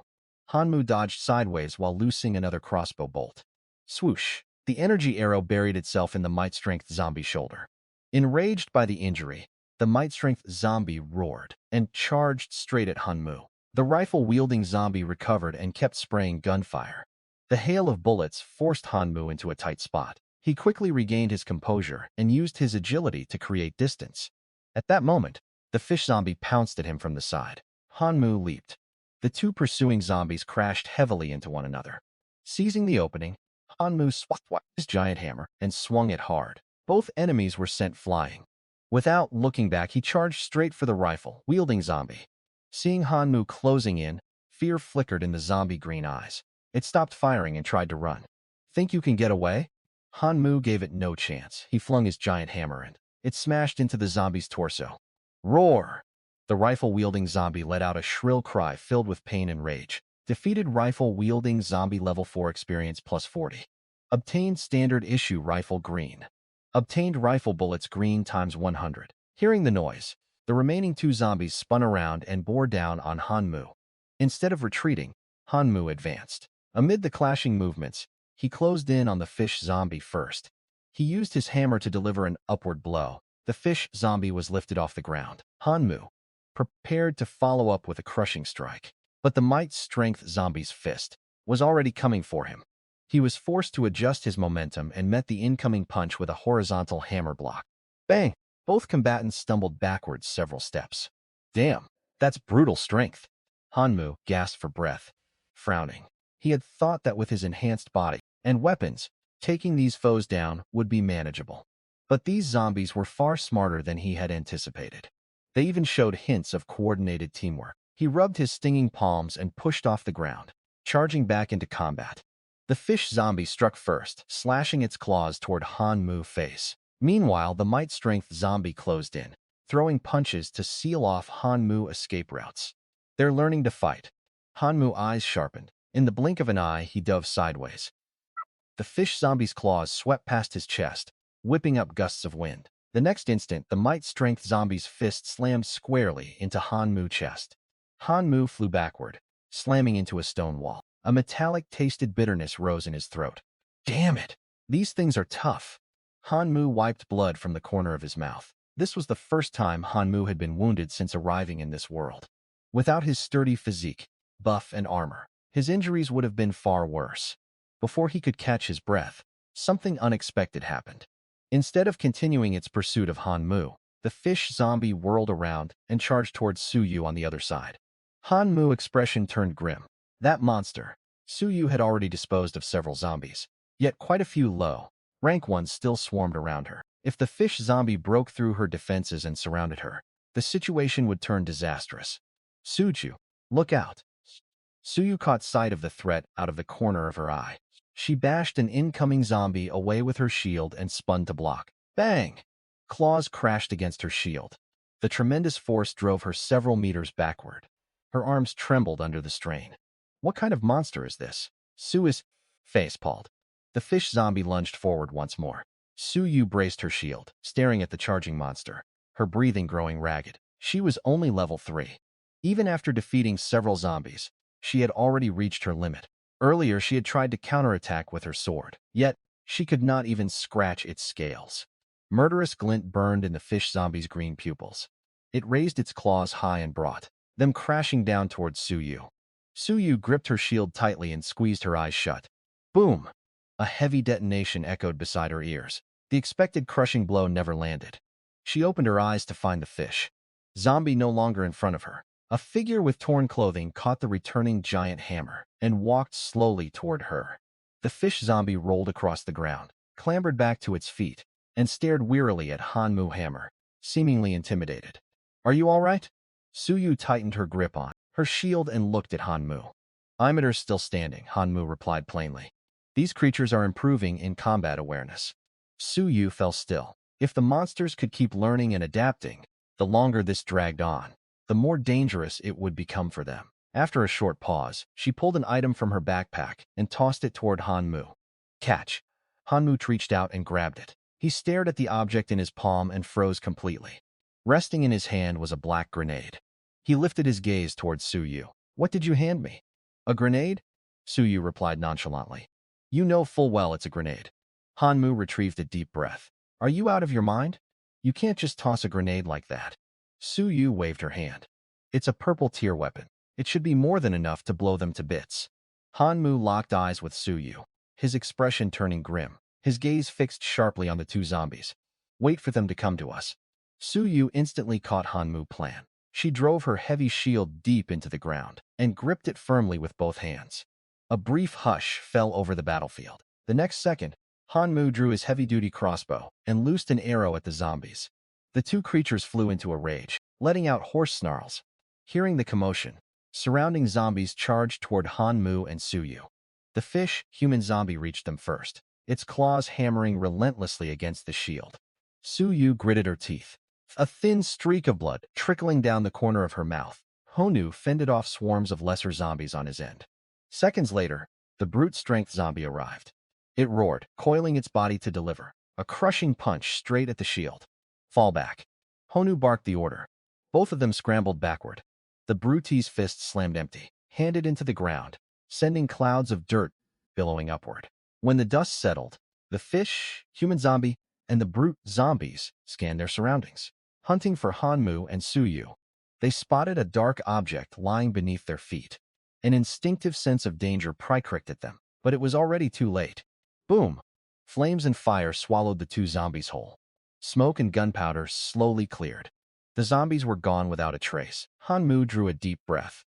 He and Su Yu walked slowly toward the blue treasure chest in the center of the village. The chest glowed with faint blue light, striking against the dark night. It was the first treasure chest Han Mu had ever laid eyes on, and its quality was fairly high. A faint cyan glow flickered in Han Mu's eyes as he scanned the chest. Only after confirming it was safe did the two of them open it. "So your talent is also related to detection," Susu remarked. Watching his movements, Han Mu allowed himself a smile without going into detail. In a sense, his talent really was information-based, except it came with quite a few extra bonus tags. They peered inside the chest. Several items rested quietly within. Mechanical parts X100 beast meat, X20 Coca-Cola X20. Han Mu's eyes lit up at the sight of the cola. Coca-Cola type consumable effect restores 20 mental points upon consumption. Reduces pain received from damage by 20%. He never expected to find something like this in the mine world. Han Mu grabbed 2 cans, passing one over to Suyu, then popped the pull tab on his own. He brought the can close to his nose. The familiar sweet fizz aroma stood out sharply amid the pervasive iron rust stench of the mine. That hits the spot. Han Mu drained the can in one go and let out a loud burp. Burp. Ah, refreshing. Han Mu glanced thoroughly pleased. He never imagined he would get to taste soda again in this lifetime. Shame there's no ice. Mental points plus 20. Pain dampened status activated. Remaining duration 30 minutes. As the cola settled in his stomach, the fogginess from battle lifted from Han Mu's mind, and the aches across. His body grew noticeably muted. Beside him, Suyu felt the shift as well. She stared down at her soda can, her expression complicated. Ever since arriving in this world, food, energy supplies, and gear had all become precious commodities for survival. Beverages originating from Blue Earth had turned into rare luxuries. People in regional chat had been reminiscing about sweet drinks from home. If these cans were traded publicly, they would spark fierce bidding. They were extremely scarce goods. They exchanged a glance and said nothing more, proceeding to divide up the loot. After splitting the supplies, a yellowed map remained at the bottom of the chest. Suyu picked it up and studied it closely. "What's this?" After reading its full description, she learned it was a fragmented treasure map. Treasure map. Fragment.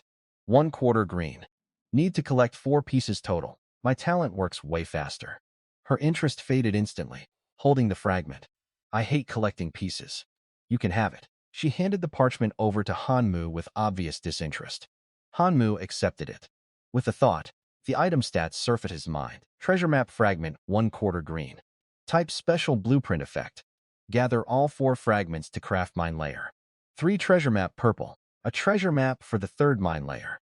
A purple tier treasure map was clearly quite valuable. Still, they were nowhere near upgrading their minecart to reach layer 3. We can keep an eye out for fragments along the way. No need to force it if we don't find any. Han Mu reasoned to himself. He stowed the fragment in his backpack, then pulled out the standard issue rifle and ammunition looted from the fight and offered them to Suyu. "This is for you, fair share." If Suyu hadn't lent her strength in the fight, they would never have taken down that horde so easily. Suyu smiled and took the rifle.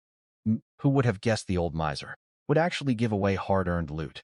She turned the weapon over in her hands, brushing her palm across its cold metal frame. Knowledge of its operation flooded into her mind automatically. With a thought, bullets streamed into the rifle's magazine. She raised the muzzle and pulled the trigger. Bang! A wooden plank in the distance shattered. A flicker of wonder crossed her eyes. "You could never get your hands on something like this back on Blue Earth," she commented, before storing the rifle in her backpack. "Let's head for the evacuation point," Suyu suggested. Han Mu shook his head and gestured toward the wooden houses scattered across the village. "We haven't searched these buildings yet. Besides," mid-sentence, Han Mu swung his massive sledgehammer and smashed it against the nearest wooden cabin. Dismantling successful. Obtained lumber plus 44. Obtained mechanical parts plus 12. Abandoned buildings like these were hidden resource stockpiles. Han Mu turned towards Suyu. "Split up and search." Suyu nodded. One by one, they scavenged through the houses. Along the way, Han Mu encountered several low-level zombies trapped inside rooms. Each one fell with a single strike. Yet the experience gain was pitifully small. Killed level 1 zombie. Experience plus 0.1. Level penalty kicking in already. As his level rose, killing far weaker monsters yielded diminishing experience points. Han Mu kept moving. Soon, he had gathered plenty of supplies across the village. Bottled water, mineral ore, lumber, mechanical components, and more. Once Suyu finished her sweep, Han Mu dismantled every remaining building in the settlement. He stopped only once the whole village had been leveled flat. All right, now we can go for the evacuation point. They returned to their minecart and took a short rest. Han Mu and Su Yu tallied up all their collected resources and divided them according to their prior agreement. During the exchange, Han Mu set aside extra food and water and spoke plainly. We picked up plenty of supplies. From now on, you'll source your own food. Su Yu glanced at Han Mu, surprised by his generosity. She fell silent for a moment, before speaking earnestly about the grenade. I really should have told you beforehand. Before I knew whether you could be trusted, I had to hold on to my own life-saving trump card. You understand that, right? A hint of awkwardness showed on her face. Han Mu allowed himself a smile. It's fine. He had expected Su Yu to keep a few secrets from the very start. Their partnership was built on shared interests. He had already gotten everything he had hoped for. As for Su Yu, Han Mu mused silently. She was almost certainly hiding more than just the grenade. She was probably far better resourced than he suspected. I would have kept something back too. Han Mu replied seriously. So, I don't hold it against you. But if someone tries to do me harm, I will show zero mercy. Han Mu's tone turned icy cold. The atmosphere inside the minecart grew heavy. For the first time, Su Yu felt the faint oppressive aura rolling off Han Mu. She had no doubt. If someone targeted him, he would show no mercy, even to former allies. Relax. I have my boundaries, Sui said, shaking her food rations with a lighter tone. Besides, cooperating clearly brings us more gain than double-crossing each other. Han Mu did not argue. His expression softened. I hope so. Daily intel 50 kilometers remaining to evacuation point of 5. Many survivors have already gathered near the site. Intel analysis. Proficiency plus 39,100. Huh, that counts as intel. Han Mu could not help complaining. I could read that off the map myself. Still, he recalled his talent description. It supplied potentially useful information, not guaranteed opportunities every single time. Earlier alerts had warned him of a dying beast and guided him to an energy or vein. An unhelpful reading was to be expected. The minecart rumbled onward. As they drew closer to A5, more and more minecarts appeared along the route. Numerous survivors noticed Han Mu and Su Yu as they passed, watching them with mixed curiosity, scrutiny, and undisguised greed. Han Mu sat inside the cart, observing everything, his vigilance rising. Large crowds meant more information, more resources, and the comfort of being around other humans after days of facing nothing but monsters. But crowds also brought uncertainty. Human malice could strike without warning. Everyone who had survived long enough to reach the evacuation point was no ordinary person. Dozens of minutes later, a massive platform came into view, spanning thousands of square meters. It was ringed by thick, crisscrossing metal support frames. Countless minecarts were parked around its perimeter. Most were Tier 1 units. Only a handful had upgraded to Tier 2 with modification modules. Survivors milled about beside the vehicles. Some had even set up makeshift stalls for trading. 10 food units for 1 energy unit. Healing potions for sale. Anyone interested? Buying 20 mechanical parts. For the first time in this underground world, Han Mu felt the buzz of a human activity. Han Mu and Su Yu climbed down from the minecart and sized up their surroundings. Hey, you two just arrived? Han Mu glanced at the young man walking toward them and withheld an immediate reply. What do you want? Su asked coldly, her guard up. No trouble. Imeters just logging arrivals. The young man was unoffended.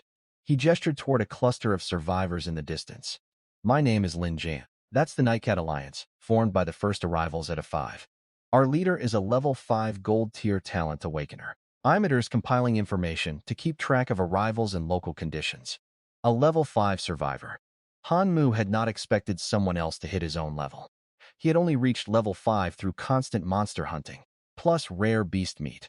Clearly, the Nightcat Alliance's leader had enjoyed considerable luck.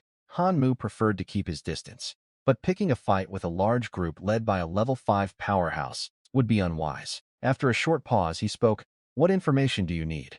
Linen answered simple stuff. Name, level, talent type, minecart tier, direction you traveled from to reach A5. Also any unusual monsters or resource nodes you encountered on the road. Han Mu skipped the last question. He gave a vague summary of their route, revealing nothing about the energy or vein or treasure map fragments. Both he and Su Yu falsified their levels. Han Mu level 3, Su Yu level 2. Len jotted down the notes carefully. Moments later, he nodded. Thanks for cooperating. One word of warning. Don't wander around alone once you're here. Han Mu frowned. What do you mean? Lin Han spoke openly. This is no longer every man for himself survival. More people keep showing up, and teams are forming everywhere. Without a group, exploring for resources can get you ambushed by other factions, even groups from other zones. Han Mu's eyes sharpened. He exchanged a quick look with Su Yu. Other zone factions? Su Yu asked. Right, Ling nodded. It's not just us at A5 with the Nightcat Alliance. Survivors from other zones have built their own forces too. Closest to us is the Bride Alliance from A4. Their leader is also a level 5 gold tier talent awakener. Up to now, Ling had been the only gold tier awakener Han Mu had met in person. Now he was hearing of 2 more. Han Mu thanked Ling Jun, then towered the evacuation zone alongside Su Yu. Want to join a team? Su Yu asked Han Mu. He shook his head. Not yet. Let's watch and learn first. We don't understand this place. While jumping into a random group carries too much risk. Su Yu nodded, understanding his concern. Even this seemingly safe zone ran purely on self-interest. Everyone harbored hidden agendas. They browsed the trading stalls, swapped for needed supplies, then returned to their minecart. Fine steel times 137, mechanical parts times 398, lumber times 624. Imeters still short materials for minecart upgrading. If they had not looted the zombie village, progress would be far slower. Han Mu brought up the trade interface and posted purchase requests. Half an hour passed, and he had only acquired a trickle of fine steel and mechanical components. Metal resources were scarce in these early stages. As he pondered how to gather more materials, a system announcement popped up. Attention all survivors. New player protection period ends in 12 hours. Once the voice alert finishes, Ministratum difficulty will keep rising. Ding.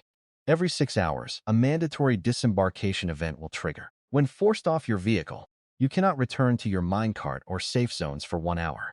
Regional chat channel. Regional another survivor says, "Are you kidding me? They crank up difficulty before the newbie period even ends." Regional another survivor says, "We're doomed. Imeters only level 2. I was counting on stockpiled rations to hold out." Regional another survivor says, "Stay calm, folks. It's just a brand new game phase." Regional another survivor says, "Praying for us all." Regional another survivor says, 42. Fine then, let's fight. Mandatory disembarkation. Han Mu watched at the notification. 12 hours remaining with forced disembarkation. That meant 2 separate force deployments. This mechanic would no doubt thin survivor numbers further. Han Mu focused, bringing up his status panel. Name, Han Mu Human. Level 5460 1600. Strength 60. Constitution 24. Agility 15. Perception 10. I should be fine at my current level, Han Mu murmured, glancing down at his palms. His once lean frame had grown to fine muscle from rising stats.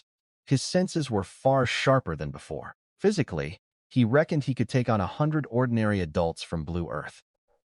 You've got this, Su Yu's voice sounded beside him. She clapped him on the shoulder with a grin. You handled those terrible monsters after all. Han Mu acknowledged it, though he stayed cautious. What if I simply refuse to get off when the event triggers? He wondered inwardly. At that moment, shrill alarm blared inside the minecart. Mandatory disembarkation triggered. Time remaining, 59 minutes and 59 seconds. It's starting before Han Mu or Su Yu could react. Brilliant golden light surged through their bodies.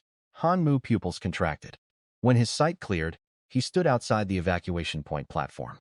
There was no pain. It was an irresistible force of world rules, so there's no resisting it. Han Mu Su Yu called out. He turned to see her rushing toward him. Standard issue rifle already equipped. After confirming both of them were unharmed, Han Mu exhaled in relief. He scanned the surroundings. Several familiar survivor faces were nearby. Those positioned close by had been teleported into the same general area.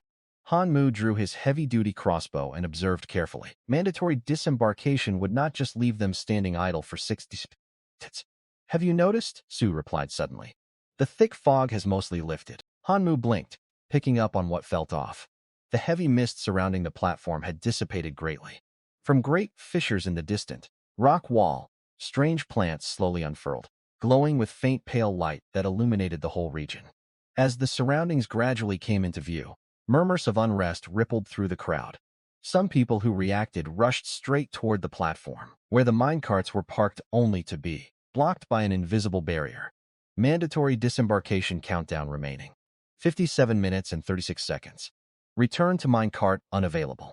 You've got to be kidding me. How am I supposed to survive without a minecart? Is only level 2. No party will take me. This is practically sending us to our deaths. The cold system prompt made many people's faces turn pale.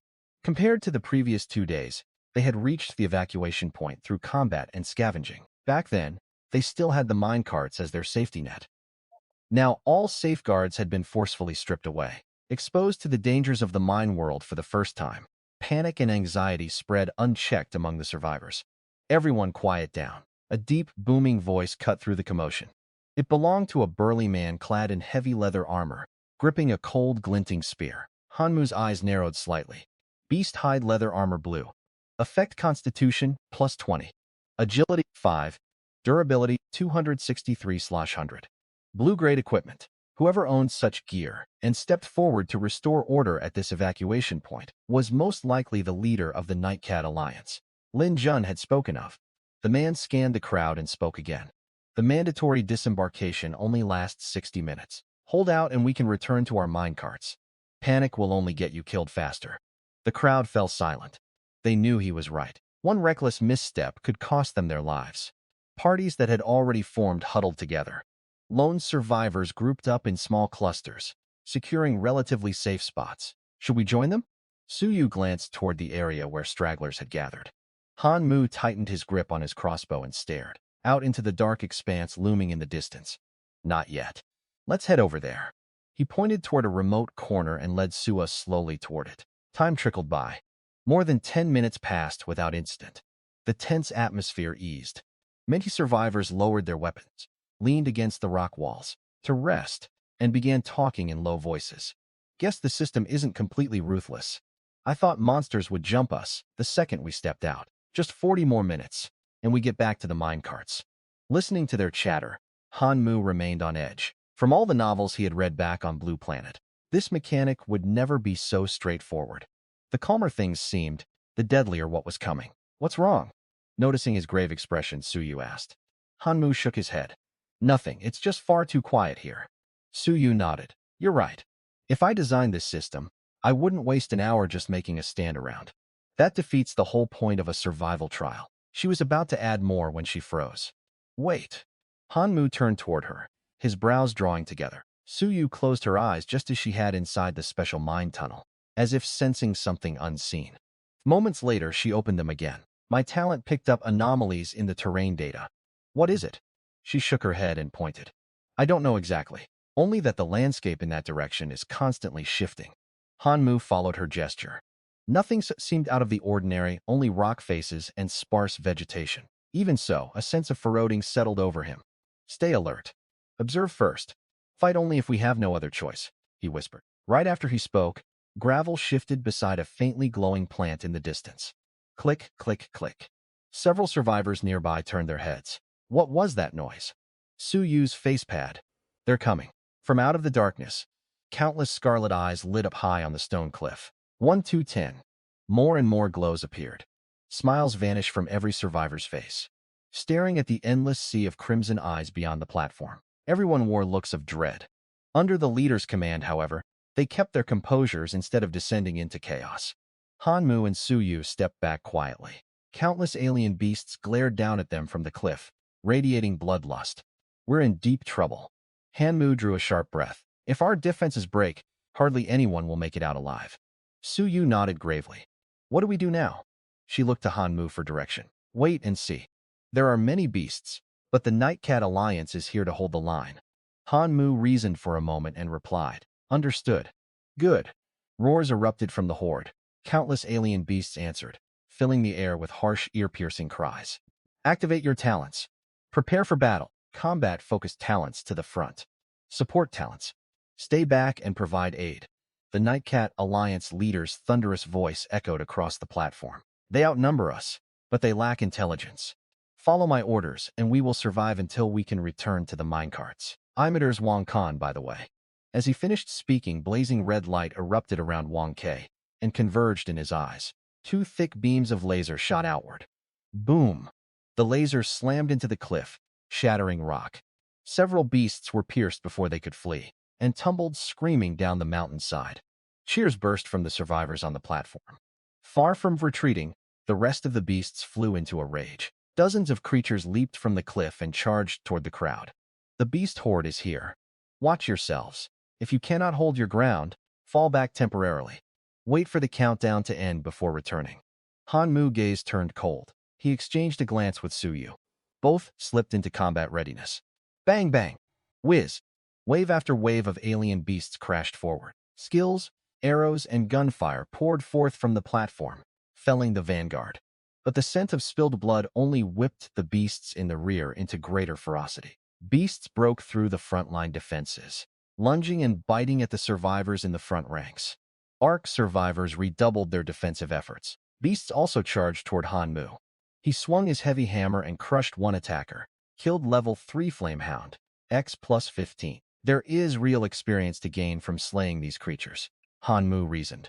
He gazed at the surging horde, his eyes burning with excitement. The ones up front are low level and pose little threat. To Suyu's astonishment, Hanmu strode forward into the horde, wielding his massive hammer. Every powerful swing smashed beasts apart before they could close in, dissolving them into fragments of experience. Killed level 3 Flamehound, Expliant Pelican, X plus 15. Obtained 8 meat X2. Obtained Feathers X3. Obtained 8 meat X3. Hanmu reveled in the flood of experience. His actions drew plenty of stares from the other survivors on the platform. What is he thinking? How can he be so reckless? I recognize that fighting style. That's the wild whirl. Shush. Don't bring copyright into this. The battle on the front lines grew stalemated. Wang stood among his fighters, observing and adjusting the defensive formation. As survivors grew accustomed to brutal combat and tasted the rewards of experience, many pressed forward voluntarily. Under their combined resistance, the horde's assault slowed. Survivors in the rear exhaled in relief. Mandatory disembarkation countdown remaining. 9 minutes and 59 seconds. Only 10 minutes left. Is that all the horde can do? Roar! Roar! Just as people relaxed, a colossal beast stepped out from behind the distant cliff, thundering toward the platform. Screams rang out. Survivors caught in its path were sent flying, their bodies igniting and burning away. Everyone's expressions turned grim. Run, we cannot fight this thing. Panic spread. Long shouted furiously. Concentrate all firepower. We can hold it back. If we retreat now, we all die. Most survivors regained their focus and unleashed their strongest abilities against the giant monster. Hanmu kept slaughtering beasts, stealing a glance at the monster. Its stat panel appeared before his eyes. Blackwood Giant Ape Level 6, Strength 75, Constitution 25, Agility 10, Perception 5, Assessment Fire Attribute Beast. Attacks deal burn damage. Considerable threat. A Level 6 beast. Let them handle this troublesome foe, Hanmu decided. He refocused his attention, unleashing his full strength and sending beasts flying with every swing of his hammer. Creatures exploded into clouds of blood wherever he went. His experience bar climbed rapidly. Killed level 3 Sniper Duck. X. Level up level 5 level 6. Obtained 5 free attribute points. I leveled up. He assigned all new points in his strength and constitution. His stats updated instantly. Strength 64. Constitution 25. Power surged through his body, and Hanmu allowed himself a smile. He raised his hammer, ready to plunge deeper into the horde. Then, brilliant golden light washed over every person on the platform. Mandatory disembarkation countdown remaining. Midnight. It's over, Suyu whispered, finding herself inside the familiar minecart. Hanmu acknowledged it and stood by the door, gazing out toward the platform. The ferocious beasts outside retreated all at once, moving in eerie, perfect unison, as if following an order. He turned away and opened his inventory to check his loot. This brutal fight had earned him a level up and piles of dropped materials. 8 meat X9, Feathers X24, Wild Ox meat X8, Dragon Scale Fragment X3. Killing low-level beasts yielded modest rewards individually, but sheer numbers brought massive gains. Hanmu's gaze landed on his stock of ape meat. He pulled up the details for the unknown egg and read its hidden information. Hidden info can hatch Star Rock Ancient Ape Offspring. Iraq, Spirit Ape Hatching Requirements. Energy Crystal Time 1. 980, 1000 Star Origin, or Time 5050ths. Ape Flesh and Blood, 3930ths. So, ape meat works for hatching. I need to hunt more ape-type beasts next time. After checking his spoils, Hanmu brought up his equipment panel. Equipped boomerang skill scroll green active AX. Precise throw green. Permanent conversion progresses. Hit targets 300 times with throwing skills 200, 98, 300. Seeing the progress bar, Hanmu turned towards Suyu with a grin. Why are you looking at me like that? Suyu eyed him wearily. I need you to help me with something, Hanmu replied, twitching his mouth. Help you? We just survived a brutal battle, and you already have something you want me to do. Suyu drawled teasingly. Quit overthinking things. Veins bulged on Hana's forehead. I just want you to take a couple hits from my hammer. Take hits from your hammer. Suyu's smile froze. Are you trying to get back at me? It's not payback. Imiter's not doing that. Their argument was interrupted by loud knocks on the minecart door. Repeated impacts rang out. Instantly alert, Hanmu and Suyu grabbed their weapons. Brother Hanyo, sister Suyu. It's Lin Jan. Hanmu hesitated, then opened the door. What do you need? Lin Jan wore a friendly smile. Our leader saw how you fought out there. He wants to invite you over for a talk. A talk? Sensing Hanmu weariness, Lin Hun laughed. No need to be on guard. He simply wants to meet you. Everyone saw how you charged deep into the beast horde. Not many people in this zone have that kind of courage. Hanmu grew even more cautious. They had definitely taken notice of his performance in battle. I don't think a formal meeting is necessary. Lin Jan was caught off guard by the flat refusal. You are quite cautious, Brother Hanmu. He paused and continued. Our leader hopes to discuss you joining our alliance. He also has information regarding this mine layer. At those words, Hanmu eye shifted. Intelligence about the mine layers was extremely valuable. The new player phase was over and conditions in. Upcoming mine layers would surely grow harsher. Advanced knowledge would prove invaluable. After brief consideration, he asked calmly, Where? 2 kilometers northwest of the platform. That is our alliance's temporary encampment. Fine, I will come. Lingen beamed. That's the spirit. In this world, allies mean survival. I'll head back and wait for you. Watching Ling leave, Suyu spoke. Are you really going? They have already noticed us. Rejecting again will change nothing. Hanmu stowed his weapon. We would cross paths sooner or later. Suyu frowned. Wankan does not seem like an easy man. Precisely. I need to learn whether he seeks genuine cooperation or harbors ulterior motives. Hanmu glanced toward the Nightcat Alliance camp, his gaze sharpening. If he wants to work together, all well and good. But if they intend to harm us, I will not hesitate to deal with them. More than 10 minutes later, Hanmu and Suyu drove there. Minecart to the Nightcat Alliance encampment. No terrain anomalies within 2 kilometers, Suyu reported after activating her talent. Hanmu glanced ahead. Compared to other survivor gatherings, this encampment was tightly organized. Guards patrolled the perimeter. Several minecarts sat in the center while members sorted supplies. Halt! A crew-cut young man stepped forward and blocked their path. This is Nightcat Alliance territory. No entry without authorization. Lin Han sent us to see your leader, Hanmu replied evenly. Depit Lin, the young man smirked. I never received any notice. Hanmu glanced at him, offered no further explanation, and turned back toward the minecart. In that case, we shall take our leave. Stop right there, the man shouted angrily. Do you think you can come and go as you please? Suspicious individuals must submit to inspection before departing. Hanmu ignored him and kept walking. This was hardly simple arrogance. If Lin Han had truly invited him, he would have sent word ahead. This felt like a test of his strength. Are you picking a fight? Enraged, the crew-cut man pulled a steel axe from his backpack and swung it at Hanmu. Whoosh! A hammer whistled through the air. The man barely dodged.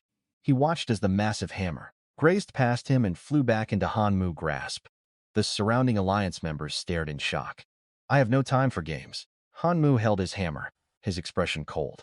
Next time it will not merely graze you. You dare insult me?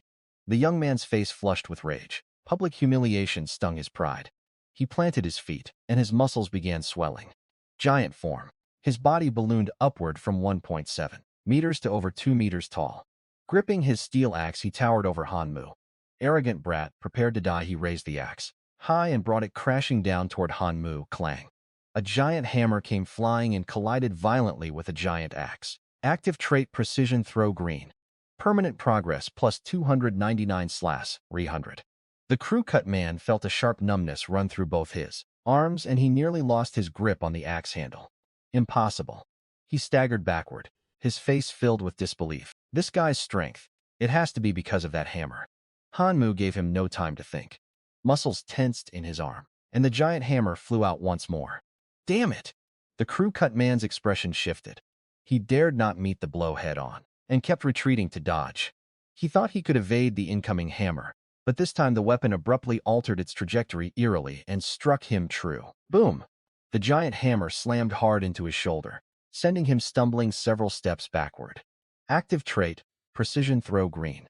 Permanent progress, plus 300/300. Permanent condition for Precision Throw Green has been satisfied. Permanently activate this trait. Yes. Hanmu's mind stirred and text on his interface updated. Permanent activation successful. Precision Throw Green has become a permanent trait. Item Boomerang Skill Scroll Level 1 Green consumed. Current equipment slots 1-2. Unlock third slot upon reaching level 20, or permanently unlocking 5+ traits of white quality or higher. Complete either condition. Han Mu did not pause with a thought. He loosed energy arrows toward the crew-cut man. What are you all standing around for? Get in there! The crew-cut man roared. Members of the Nightcat Alliance snapped to attention and swarmed towards Han Mu and his companion. Cheap trick. Su Yu's gaze turned cold. She raised her rifle and unleashed a hail of bullets. Gunfire erupted. Everyone, hold your positions. Just as fighting threatened to escalate, a transparent glass wall materialized out of thin air. It expanded with a low rumble, blocking attacks from both sides. Han Mu's eyes narrowed. This seemingly ordinary glass wall possessed astonishing defensive power. From within the Nightcat Alliance or Card, a figure stepped slowly out. Brother Han Mu, Miss Su Yu. At the voice, everyone halted. Deputy Lin. Lin Jan ignored the others and walked straight between the two sides. He nodded at Han Mu, then turned to the scowling crew-cut youth at a helpless look crossing his face. You son, what is going on here? Deputy Lin, I merely wanted to confirm his identity.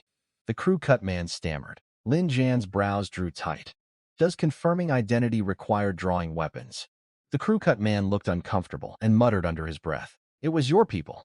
Lin shot him a sharp glare, and he fell silent at once. Brother Han Yo, these are new recruits still learning the ropes. Please overlook their misbehavior. Classic new recruit excuse. Han Mu reasoned to himself, offering no reply. Brother Han Mu, please come aboard. The Alliance leader has been waiting for you. Lin Hin gestured toward the cart. Han Mu scanned his surroundings and spoke coolly. We can talk right here. I did not appreciate your form of greeting. Lin Hin stared in surprise. Standing beside Han Mu, Su Yu replied nothing, only tightening her hold on her rifle. They both understood. Yudong's deliberate provocation had been a test orchestrated by the Nightcat Alliance from the start, and Han Mu resented such methods. There is a misunderstanding, Brother Han Mu.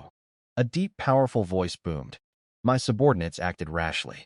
No slight was intended. A burly man stepped out of the Orchard as he spoke.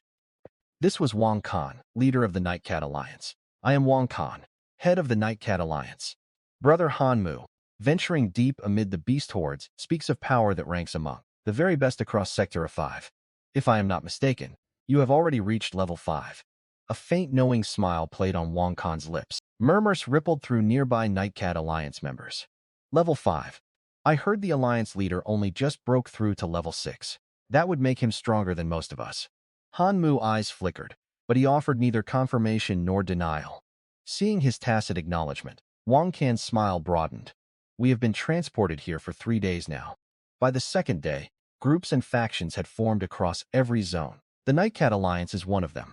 Wankan swept his gaze over his followers. One person's has limits.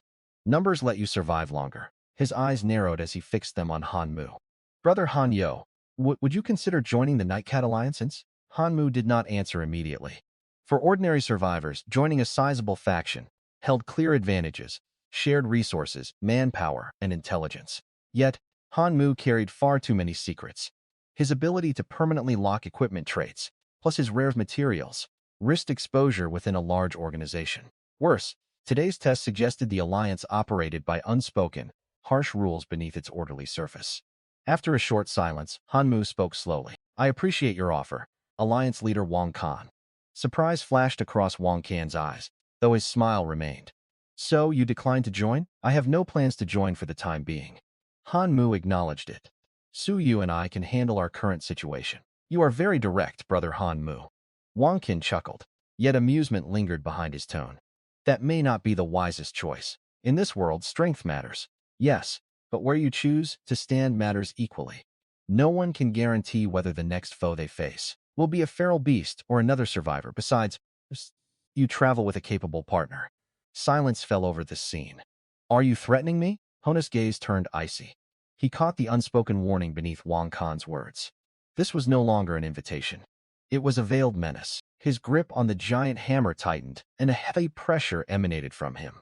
MINECART Alliance members tensed, clutching their weapons. As tension neared breaking point, Su Yui stepped forward, meeting Wankan's gaze calmly. Whatever your name is, we will choose our own side. Do not trouble yourself over it. For now, we are fully capable of surviving without outside help. You would do better to keep your own people in line. She glanced toward Hanmu and gave a rare faint smile. Let's go. Hanmu acknowledged it.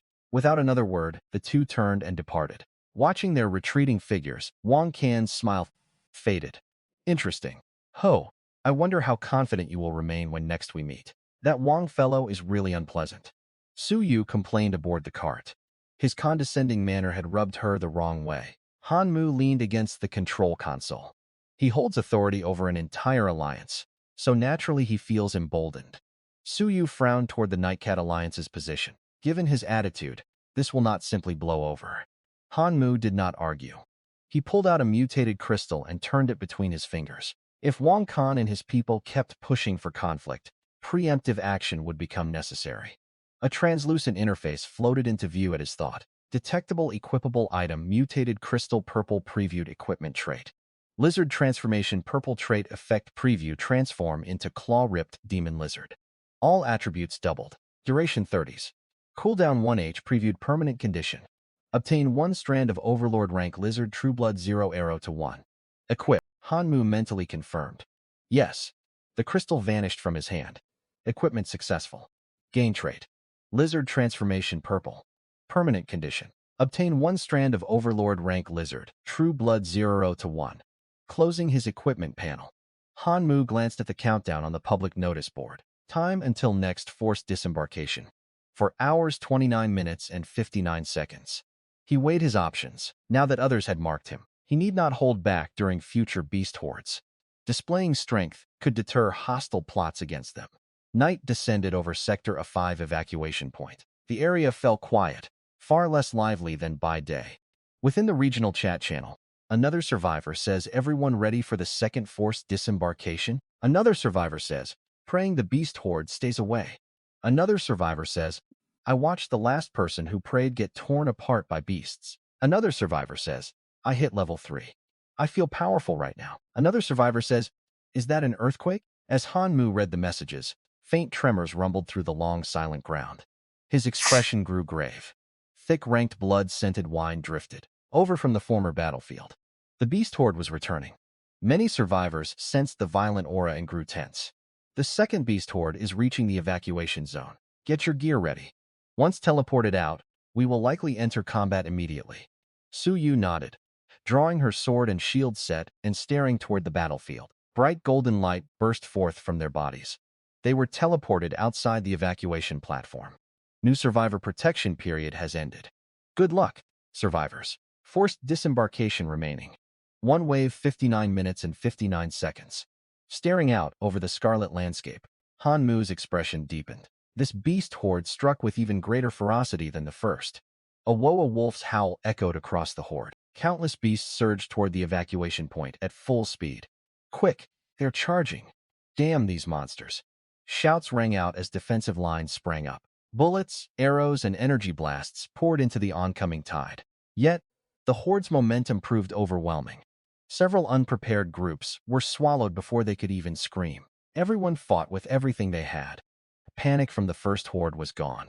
Survivors understood no one could stand apart. They had to hold the line together. Hanmu and Su Yu charged deep into the horde side by side. Staying together reduced the risk of separate ambushes by Wankan's faction. Boom! A goblin sprinted toward them and crashed into a rock wall. Green light glowed along Su Yu's blade as she swung, cleaving the goblin cleanly in two. I swear I keep running into these creatures everywhere, Su Yu grumbled. Hanmu swung his hammer, sending 2 demon wolves flying. Some creatures just keep popping up, he replied with a faint smile. Then a massive black beast emerged from the rear of the horde and bore down on the crowd. Fiery crimson flames ignited across its huge frame as its eyes blazed red. It was the level 6 beast they had seen before. Hanmu now got a clear look. Thick black fur, tough as forged steel, covered its body. It bore the hideous head of a gorilla, with powerfully muscled limbs, a single fire-wreathed horn rising from its forehead. Roar! Black Forest giant ape roared, swinging its fists, and charging the crowd like a runaway war machine. It trampled lesser beasts into clouds of blood as it advanced, throwing the whole battlefield into further chaos. Everyone stay clear of that ape. Wong's loud voice cut through the den. Focus on the smaller beasts first. He glanced briefly toward Hanmu's position, sneered, and looked away. Hanmu swung his hammer, knocking back surrounding beasts. Suyu cut down foes beside him. A temporary safe zone formed around them, no monster daring to close within 3 meters. Then Hanmu caught sight of a figure weaving through the horde, using beasts for cover as it drew near. Alarm prickled in Hanmu's mind. Everyone else fought desperately, yet this person avoided combat and headed straight for them. Something was wrong. When roughly 10 meters away, the figure tossed fine powder into the air. A strange, sweet scent spread outward. The assailant smirked, formed hand seals, blue light flickering, and dissolved into smoke to escape. What was that about? Text appeared before Hanmu's cyan-tinted vision. Bloodless pollen blue type, consumable effect releases a special fragrance that drastically draws nearby beasts' attention, used to lure targets. Hanmu's face darkened. His gaze snapped toward Wankan, who stood seemingly calm, directing the fighting as if nothing had occurred. That despicable bastard. Suyu noticed his change. What is it? Fall back. We have been set up. Hanmu gave no further explanation and pulled Suyu into retreat. The strange scent spread across the chaotic battlefield. The Black Forest giant ape finished devouring one survivor, caught the scent, and swiveled its burning red eyes toward Hanmu and Suyu. It smashed aside beasts in its path and charged straight for them. Realizing Wang Kan's scheme to eliminate them by means of the horde, cold-killing intent welled inside Hanmu. Wankan sought to preserve his standing among survivors by disposing of rivals through underhanded tricks. He had crossed Hanmu's bottom line. But first, they needed to deal with the immediate threat. Black Forest Giant Ape Level 6. Strength 75 Constitution 25. Agility 10 Perception. 5 Evacuation Fire Attribute Attacks. Inflict Burn Damage at Considerable Threat. On studied the stat readout. The ape's strength exceeded his own by 11 points, while their constitution was comparable. Worse, its blows ignited to burning wounds. Missteps would place them at a severe disadvantage. A straight-up brawl favored the monster. We cannot fight it head-on. So hey, keep up range pressure. Shock flickered across Suyu's face as the colossal beast bore down. Yet she quickly composed herself and they split apart. The giant ape charged. Hanmu hurled his hammer, halting its advance. Roar! Enraged, the ape locked its burning eyes on Hanmu and threw massive punches. Swish, swish! Wind held from its blows. Hanmu relied on superior agility, dodging at the very last instant before impact.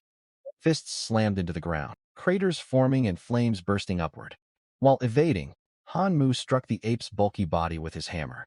For all its overwhelming power, its huge frame left many vulnerable spots exposed. Meanwhile, Suyu circled continuously.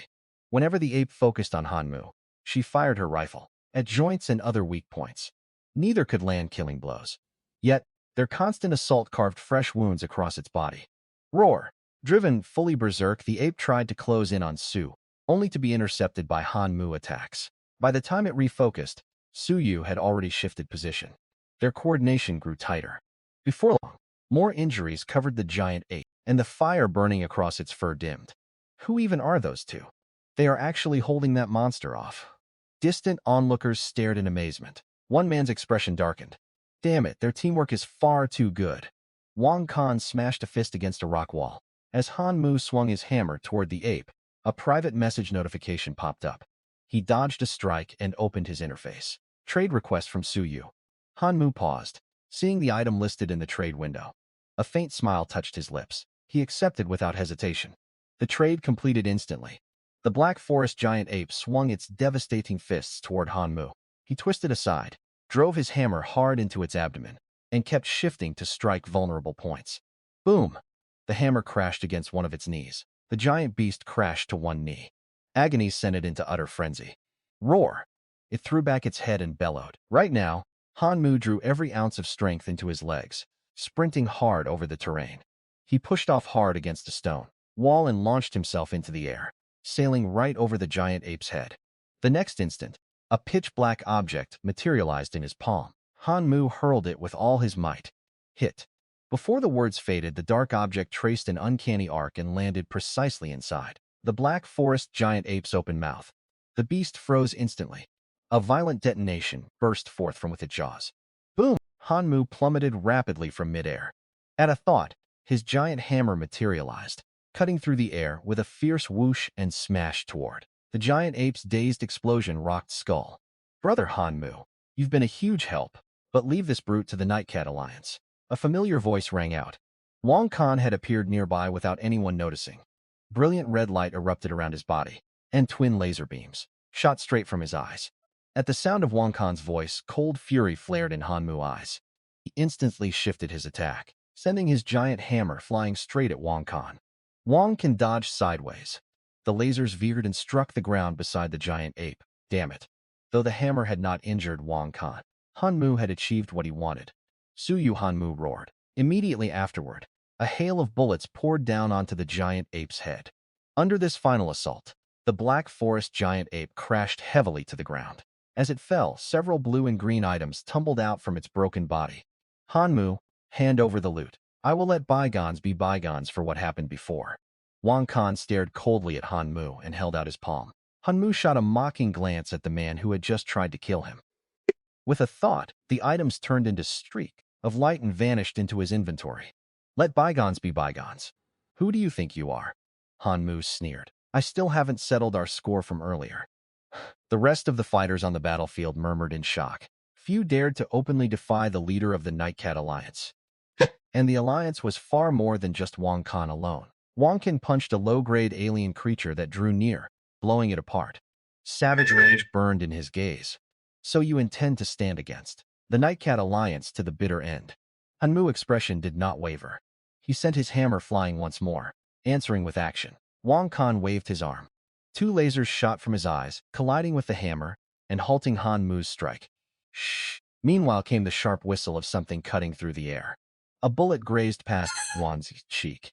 He slowly turned his head towards Suyu, who stood some distance away with her rifle aimed at him. His eyelids twitched. Fine. Very well, Ho.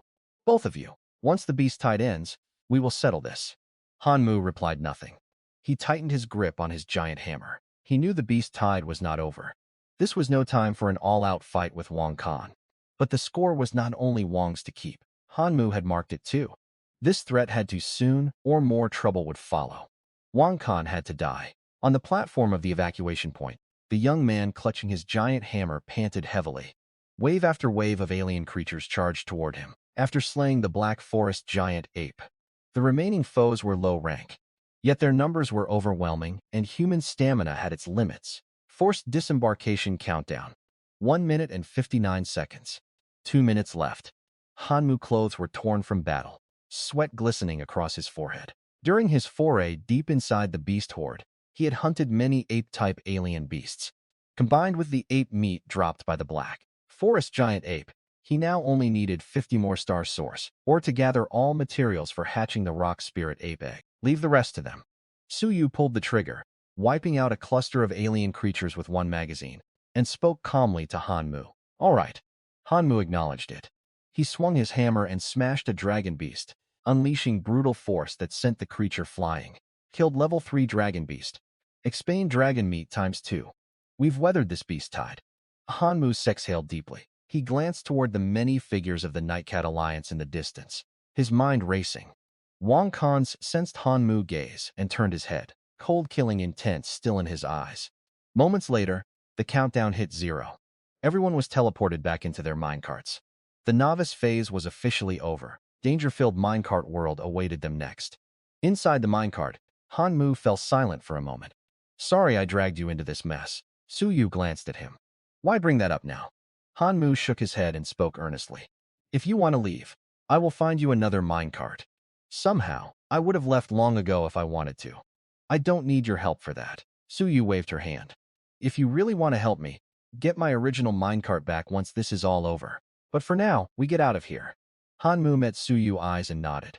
Beneath the odd stares of those around them, he started the minecart swiftly. Hanmufa felt no pride at the reverent looks directed at him.